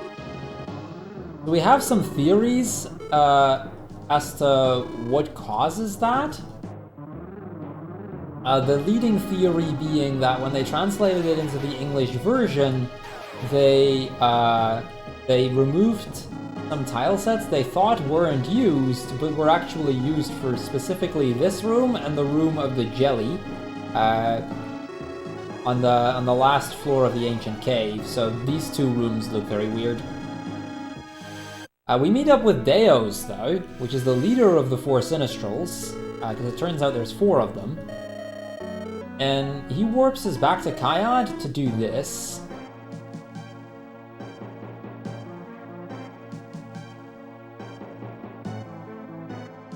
Yeah, the rooms do look fine in both the Japanese and the PAL version of the game.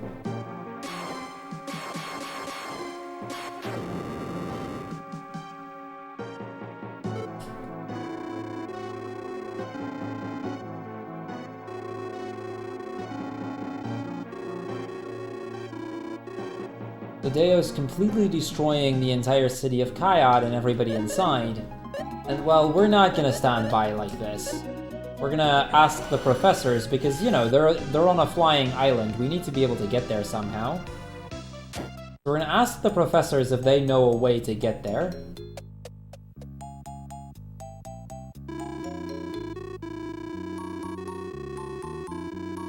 And they tell us, you know, we have a plan to change our ship into an airship. Problem is, the engine isn't powerful enough, and it took Lexus years to build the current engine. However, the Gratz Kingdom, which we mentioned earlier, they're very far advanced in terms of technology, because they're basically trying to take over the world and whatnot. So that might be where we might be able to find a more powerful engine, and we're about to get to what is my favorite dungeon of the game. So, you know, this is gonna be my, like, the next dungeon is my favorite regular dungeon in the game, not accounting for the 3 towers. Gratz Kingdom just doing Gratz Kingdom stuff. Yeah.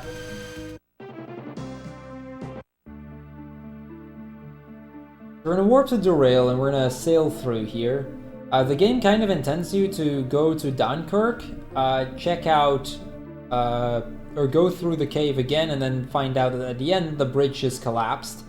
They need to find a different way, which you can do by just going, or by just taking the submarine and going over here. This is the other way in.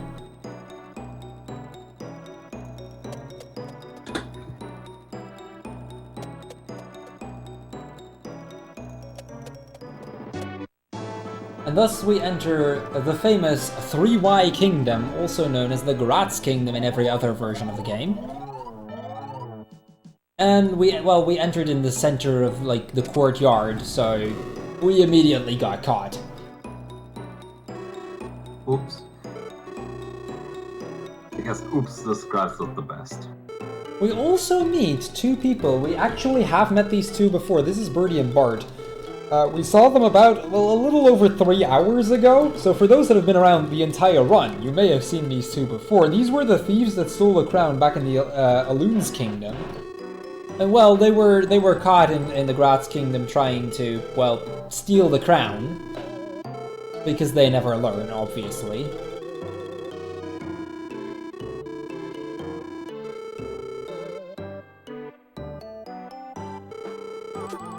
New kingdom, new attempt, I guess. Can't have enough crowns. Pretty much, yeah. They just tried stealing a crown again. They could easily get through the door, but the problem was there's some guards, and they can't really seem to be able to get past them. So they were like, you know, if you guys take care of the guards, we'll take care of the door. And then they ran off right after getting rid of the door, so, you know, they got caught by the guards anyway. These guards are as strong as the first Guardian fight, but we have a really cool strat for these guys. There we go.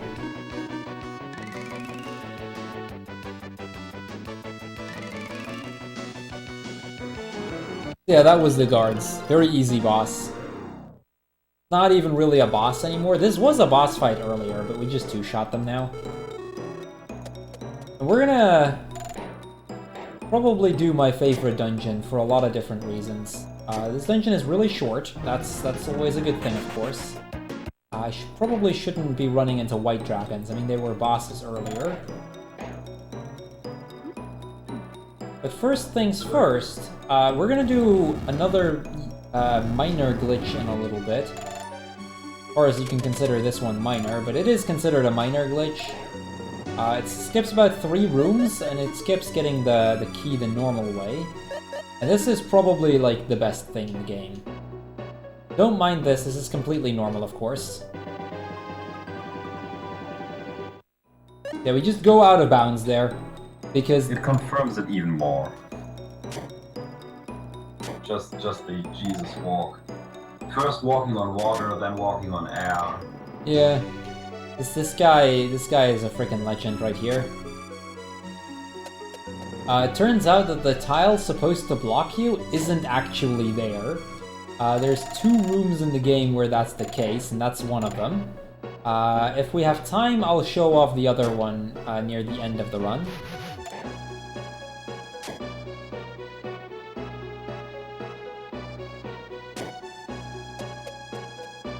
But yeah, don't worry, that was completely normal. This is the only one that's actually useful, by the way. Like I said, there's 2 of them. The other one isn't actually useful, though. So, yeah, the 2 thieves, they'd also made their way out, and they ended up in the middle of the courtyard, and thus the the prince has decided to do some target practice on these thieves with their newfound tank. We're not particularly big fans of target practice on a tank, or with a tank, on actual people.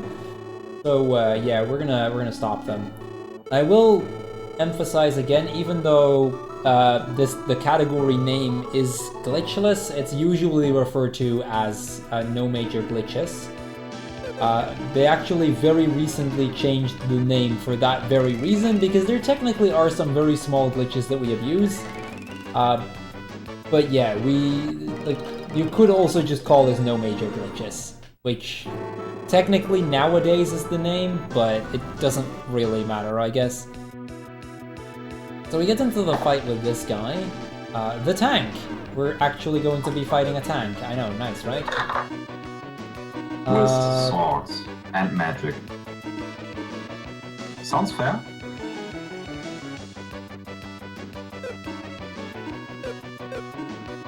Yeah, we have swords and magic.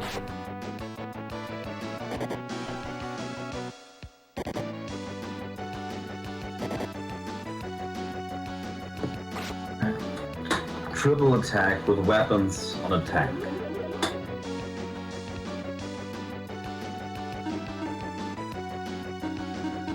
But as long as it works, I guess that's fine. Yeah, pretty much.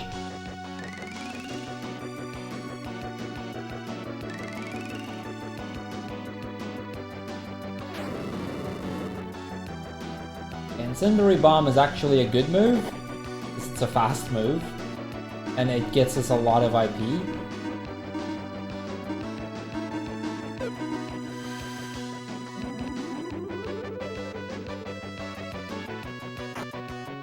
And yeah, like Crrool said at the Fire Dragon fight, the most important thing here is basically gaining as much IP as we can to be able to use the strong attacks. And because we are on a pretty high level, we do gain a lot less IP than on an actual normal run.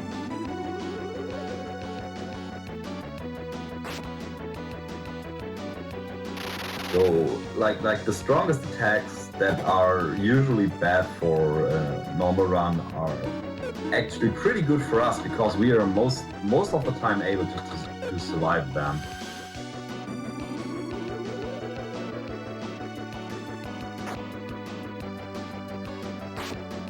I guess we haven't really explained what IP even is, but IP basically stands for Ikari points, which is kind of like your rage power, so to speak. Like the amount, every time we get hit, that power builds up, and if we have enough, we can use it to do a very powerful attack.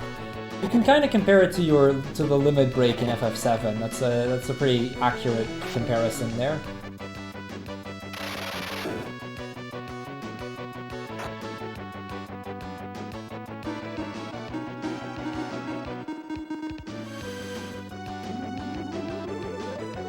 Yeah, depending on the weapons that we carry, we can use the Ikari points accordingly. Okay, that's the tank.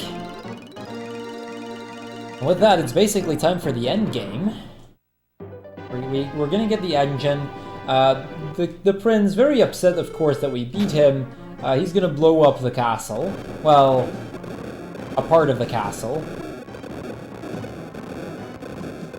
The thieves, they're gonna just run out, try and escape. We're just gonna warp away, and we're gonna warp back to Parcelite, which is where we're gonna get ourselves an airship.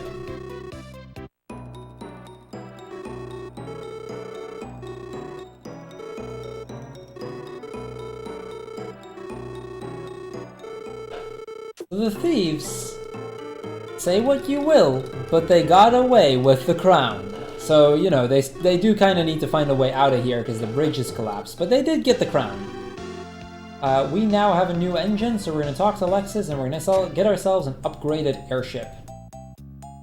Or an upgraded ship, or whatever you want to call it.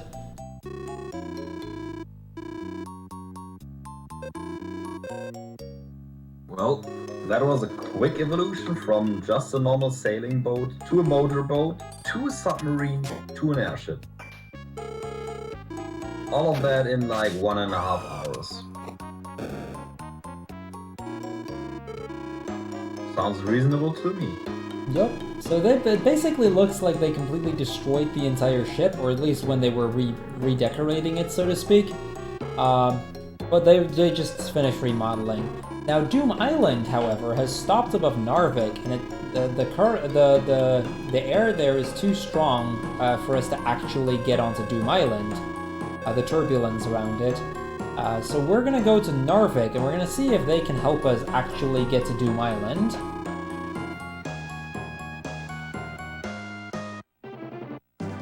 Now, the airship is incredibly fast, which is really good, because, you know, going fast is a good thing, I guess. We're gonna give her the Crystal Rod. And the Lion Fang. He gets the Idora Rock.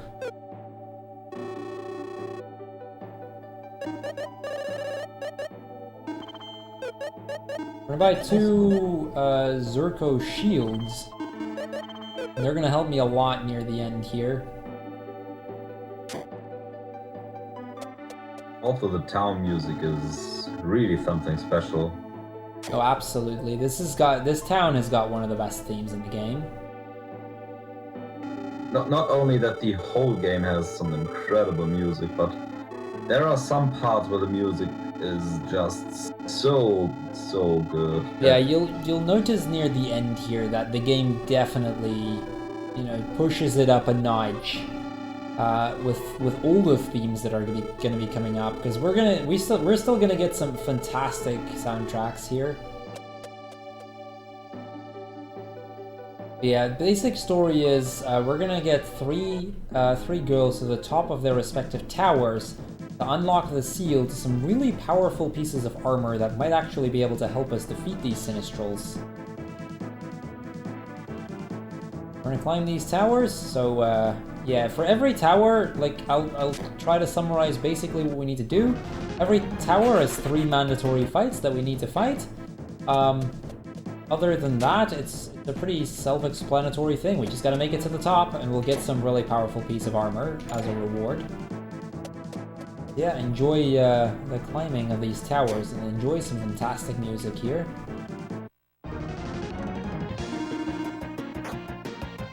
Oh, you guys will see these things again, by the way, by the time Ancient Cave comes around. Keep an eye out for these things when AC does. Unfortunately... Ooh, I got an old sword. Ooh, that's really good. That is actually really good, considering I don't have an undead ring. Old sword is going to be fantastic on Guy. And also the mandatory fights you will see in this dungeons are kinda nice because the monsters do not move.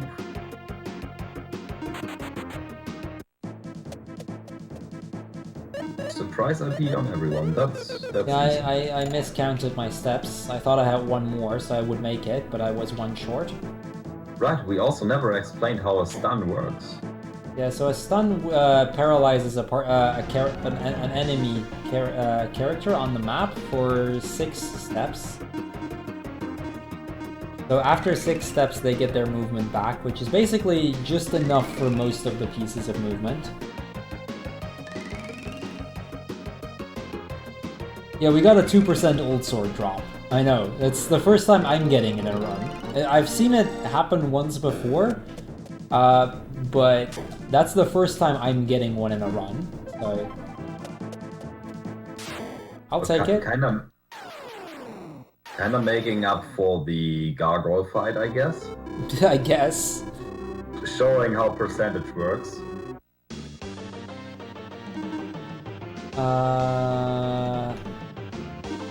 Yeah, this fight is pretty free in general.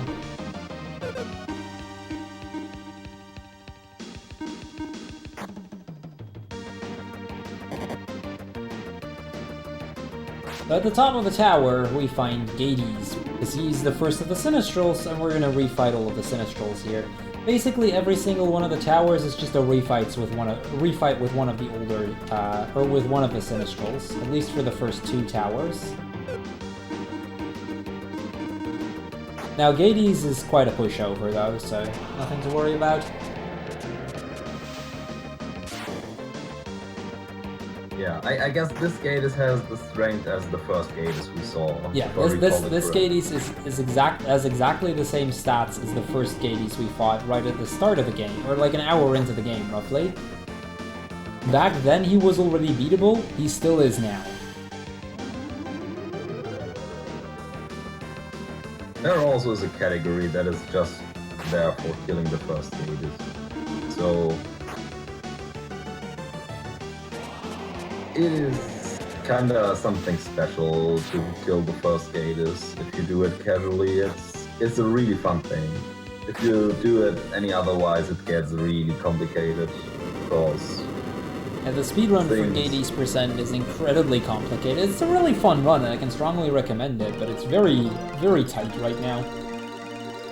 Like, the menuing, or the RNG minute basically goes through the entire run, and it's just a very daunting run. Definitely not the category to start on, but still a very fun run. And there are a lot of variances where what you can do. You can do itemless, you can do spell-less, statue-less. There are so many things that you can vary just for the fun, but I would also rather go for the whole game. The rest is just if you do not have that much time. if you enjoy the game, do the whole game if you do have the time. If not, go either for Ancient Cave or for Gatus % if you just enjoy the game playing. There are a lot of guides that helps you basically for everything. There are some really good guides for the Ancient Cave if you do enjoy the Ancient Cave. Yeah, we'll get more on the Ancient Cave when Zach is going to be running, I'm guessing. That guy can explain the cave a lot better than I can. Okay, we're going to do our last piece of shopping here. We're going to get a see-through cape for Selen. It's got very low defenses compared to what we currently have, so it might seem like a weird option. But the see-through cape actually gets me resistance against every single status effect except for instant death. So she's immune to every status effect except for the instant death attacks. So she is going to be very hard to hit at this point. We're going to get the second of the girls, and we're going to move over to the second of the towers, which is going to be right over here.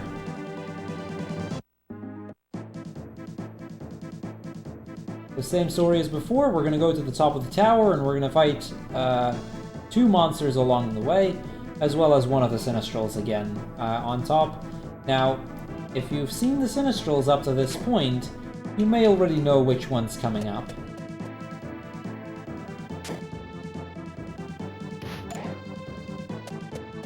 Is it Super Saiyan Gatus? It is Super Saiyan Gatus. He's got it. I know it. That's why he has all these long armor and stuff like that. Now everything makes sense.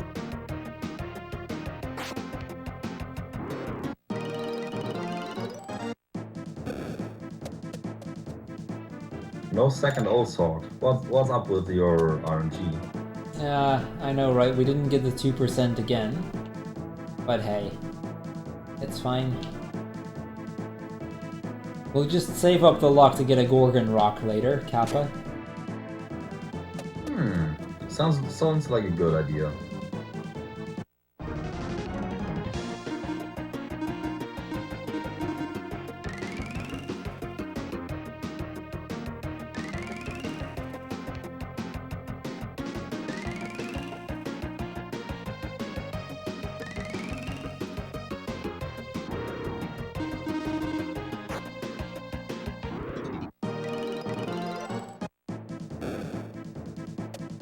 Okay, that was the second fight, and with that, we're just about ready to do the second boss of the towers.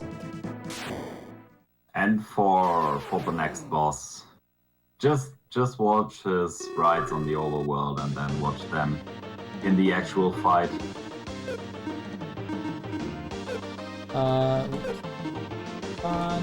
Berserker.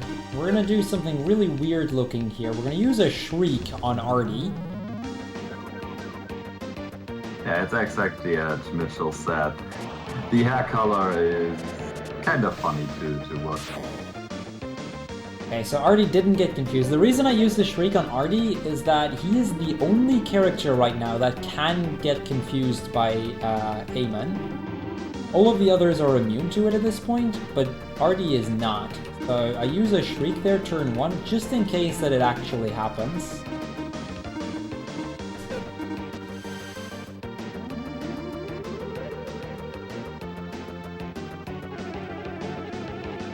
Yes, the level up stats do depend on RNG, much like in Lufia 1.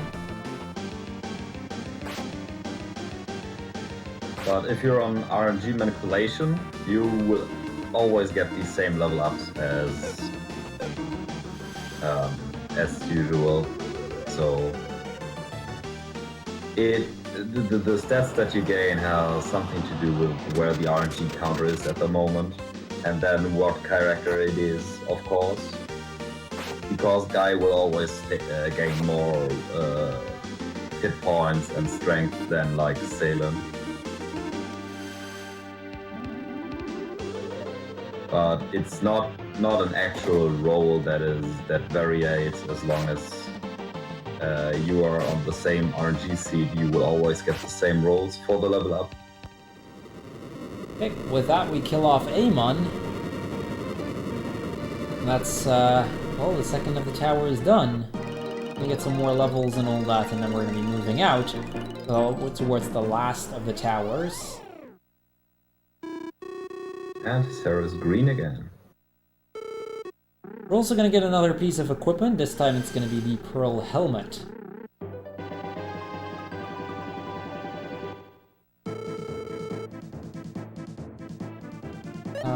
Strongest guy gets the jute helmet.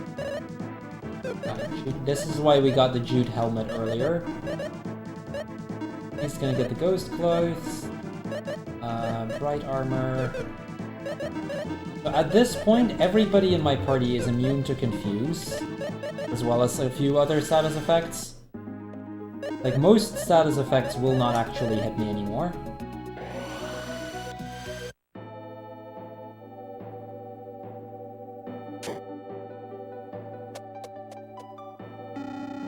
With that, we're gonna get the last of the three girls, and we're gonna get her to the last of the towers.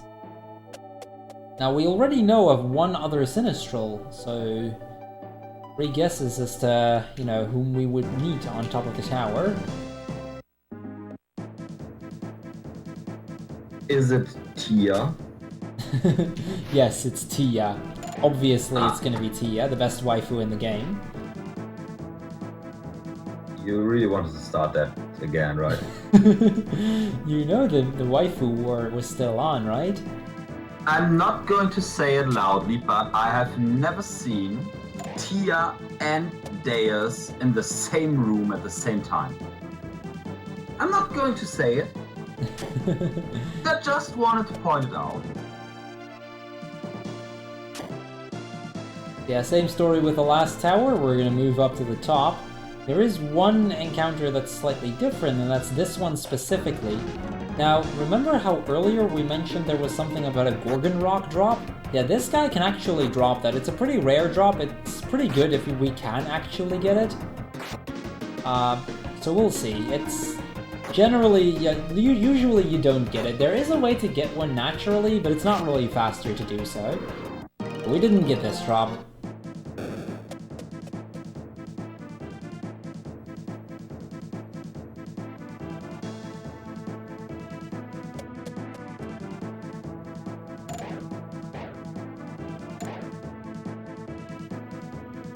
The chat is also guessing Tia's Super Saiyan Tia's the third Sinistral.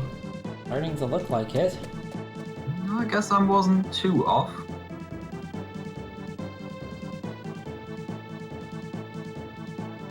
Okay, one more fight to go. One more leech. Last chance for an old sword. Only downside is that an additional old sword wouldn't really do anything anymore. If you get a second old sword, you have to get a capsule monster to feed it. Just for the old sword's sake.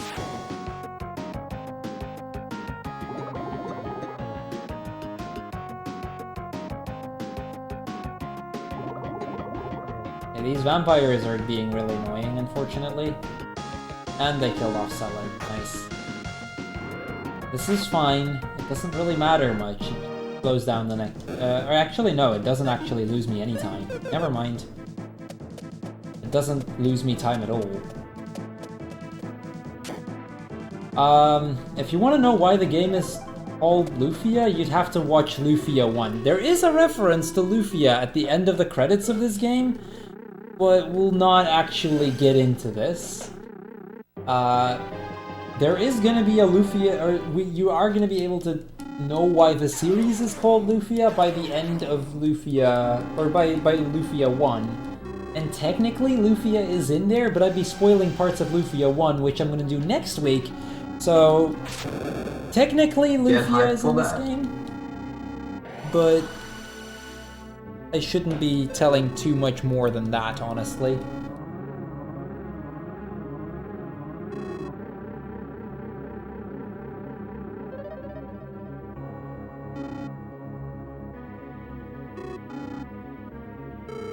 So on top of the tower, we meet Deos. He threatens us, or he uses an attack on us, but the dual blade seems to be choosing our side. We're gonna get ourselves the dual blade.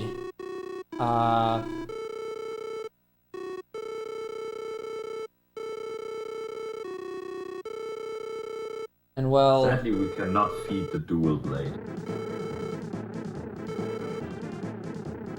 Here, Fumi, you wanna have a legendary blade? Eat it. Come on, eat it. Yeah, the dual blade is not actually going to be used anywhere in the run. We did just get it. It's a really cool sword, but that's about it. Now, the three girls over there, they combine their power to completely lock this, lock Doom Island into place. We now have all of the legendary pieces of armor. We have ourselves the dual blade. Although our ship got attacked as we were on top of the tower, so unfortunately we won't be going anywhere just yet. We're gonna warp over to Pertravia, and it turns out that, you know, even though the ship is pretty badly damaged, the engine is completely intact. That being said, it shouldn't take them all that long to, completely restore this thing. We're gonna get a quick little cutscene over here. Maxim's gonna ask Selen to stay behind and take care of Jeros, because this is going to be a very dangerous trip and they might not return. Because this is the eve of battle, basically. We're about to get started on the final bosses. We're going to be rounding up this run shortly. The saddest part for us now is that the run is almost over. It's like eating a pudding. If you see the ground of the pudding, you will get sad because you know it's over soon. Yeah, but it is always the best part that is at the very end, so let us enjoy the last bit.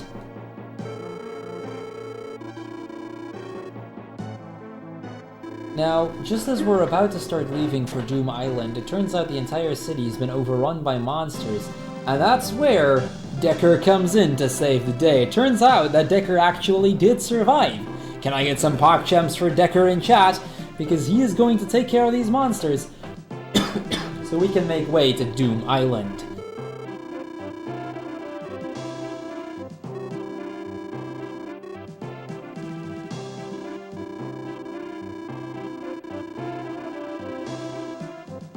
And also, he's now buddies with the ocean. I guess he's now Aquaman. Hey guys, let's go over to Doom Island.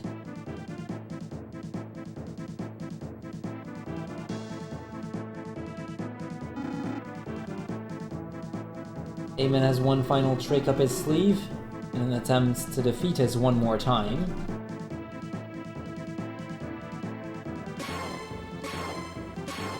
Well, I guess it's time. He actually hits us with a laser, but Lexus and the other professor actually build in a safety. We're gonna glide onto Doom Island, and this is where it is. For those that are gonna be watching the Lufia 1 run next week, this very scene will return in that very game. Because this is the opening scene of Lufia 1.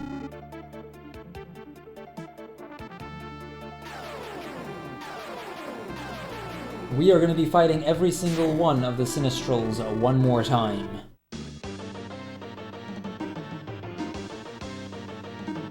The Sinistral battle music is so great.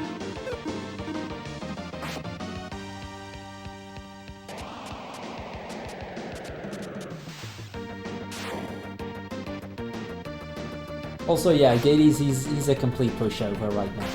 You can tell. Yeah. He's an absolute joke.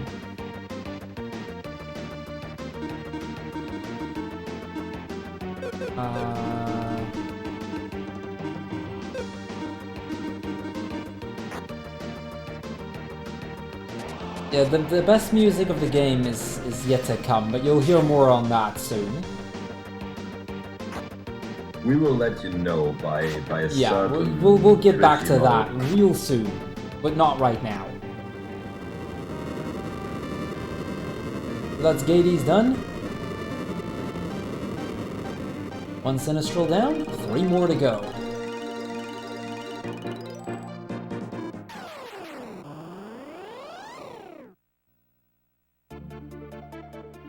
As for me, I can agree to chat. I do prefer the Sinistral battle music over the other music that we were talking about, but that is some kind of personal preference. But both of them are incredible good. You'll hear soon. First, we're gonna do the second of the Sinistrals. We're gonna go fight Eamon. Now, this guy's a little bit harder, but not all that bad. Yeah, I need a Berserker here. Holy Energy, Berserker, Holy Energy.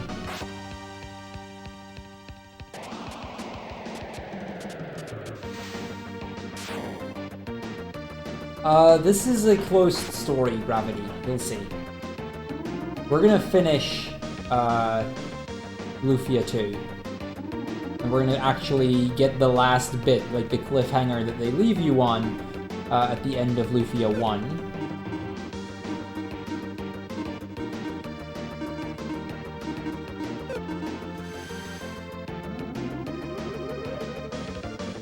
Well, and luckily, due to all the equipment that Crrool made, he's basically immune to all the horrible status effects, which would be paralyzed and confused. Both of them are really bad, but I think Artie and Selen can still get confused. Nobody can get confused right now. No, everyone is immune to confused, but I think I'm not sure about paralyzed. Paralyze maybe, but this boss can't do that, I don't think. I think that's only Deos. Yes. I'm not 100% certain on that, but we're going to hopefully not see any status effects until we are done. The only point in the run left that we can actually get a status effect is on the very last boss, basically. The next boss can have, or does have an instant death move, which technically can hit Selen if I'm not mistaken, but it's very rare to actually happen. The next boss coming up is a really, really evil boss because she basically has a weapon attached to her face, because you have to certainly look at the face of the boss. You will know what weapon I'm talking about.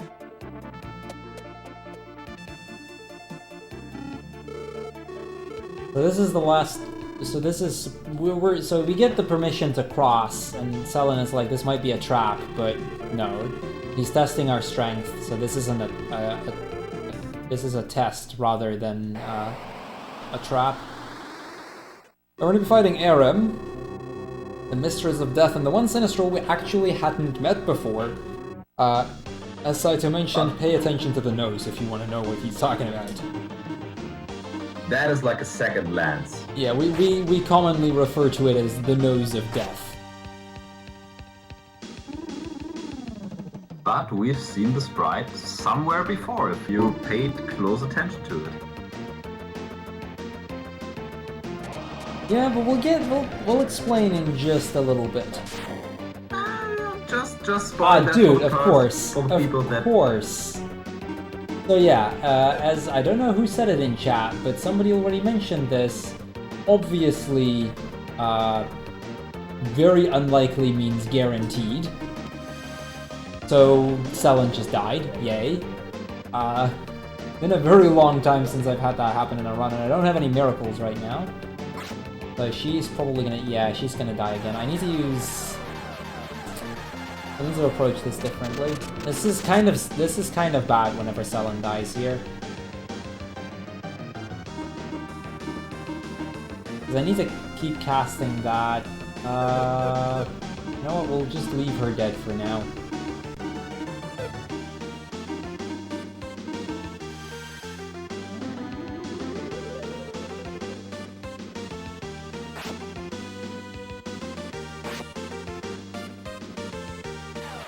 But as you see here, who needs a legendary blade if you have Holy Affliction to your weapon?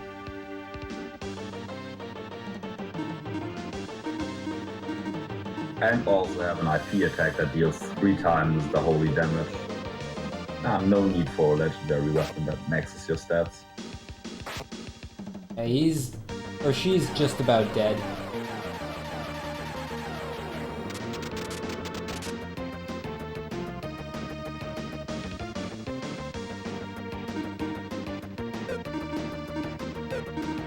I could probably get the kill with Artie right now, but I'm not gonna risk it. Not worth it.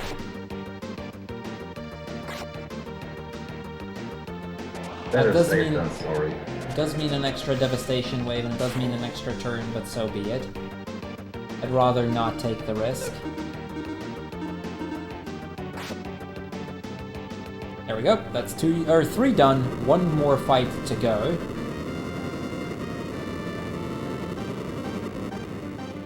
And she is like most of the time the hardest Sinistral. Yeah, this and Deos can be pretty trolly at times, but that is... Arim is probably one of the hardest ones. Although Deos has a few nasty tricks up his sleeve as well. Anyway, here goes nothing. Let's go for the last boss of the game. Save the world or do not save the world. That is on the edge. That is the risk here.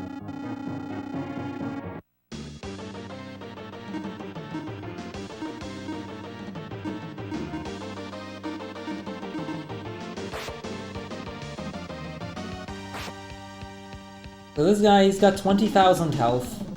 We can deal a good bit because we have holy elemental weapons, but other than that, it's just, you know, push through this fight, hopefully kill him as quickly as possible.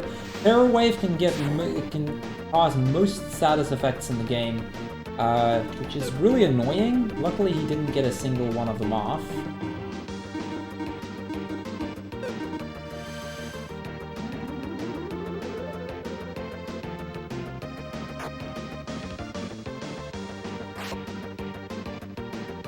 The worst one to be able to get here would be poison, because it basically just takes time. It just takes time away from you. Sleep is usually the worst one. Sleep is a pretty nasty one to get, because it actually means you have to revive somebody. Like, it's usually the stuff like that that loses you the most time. Poison we don't need to worry about because of the higher levels compared to a normal any percent run. And even in normal any percent, this is a pretty free fight. Yeah, but you lose some time at the end of every turn. That's true. You do lose a little bit of time. It's one of those, you know, it loses a few seconds, but not a massive problem.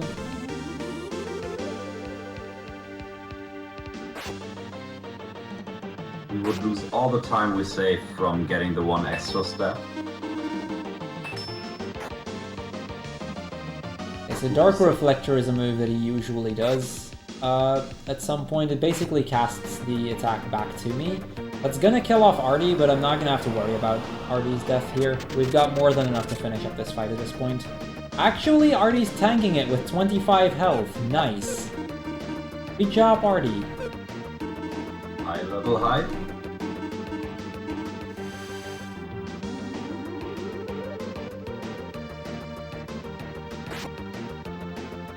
And that's Deo's down.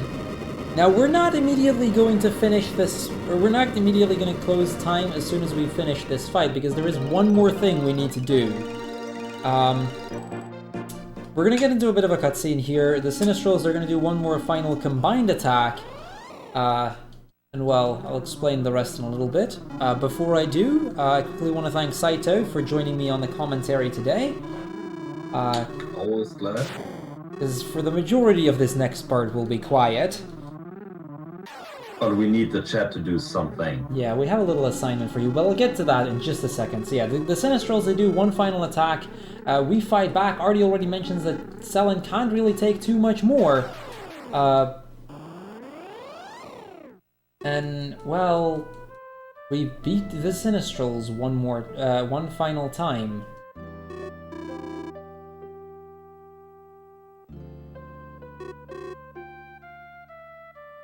You'll see the reason why this game is called Lufia and Lufia 1 next week, by the way. That's when we'll get into that more. So it turns out that the attack went right through Selen, and thus Selen is going, or she's barely even able to speak.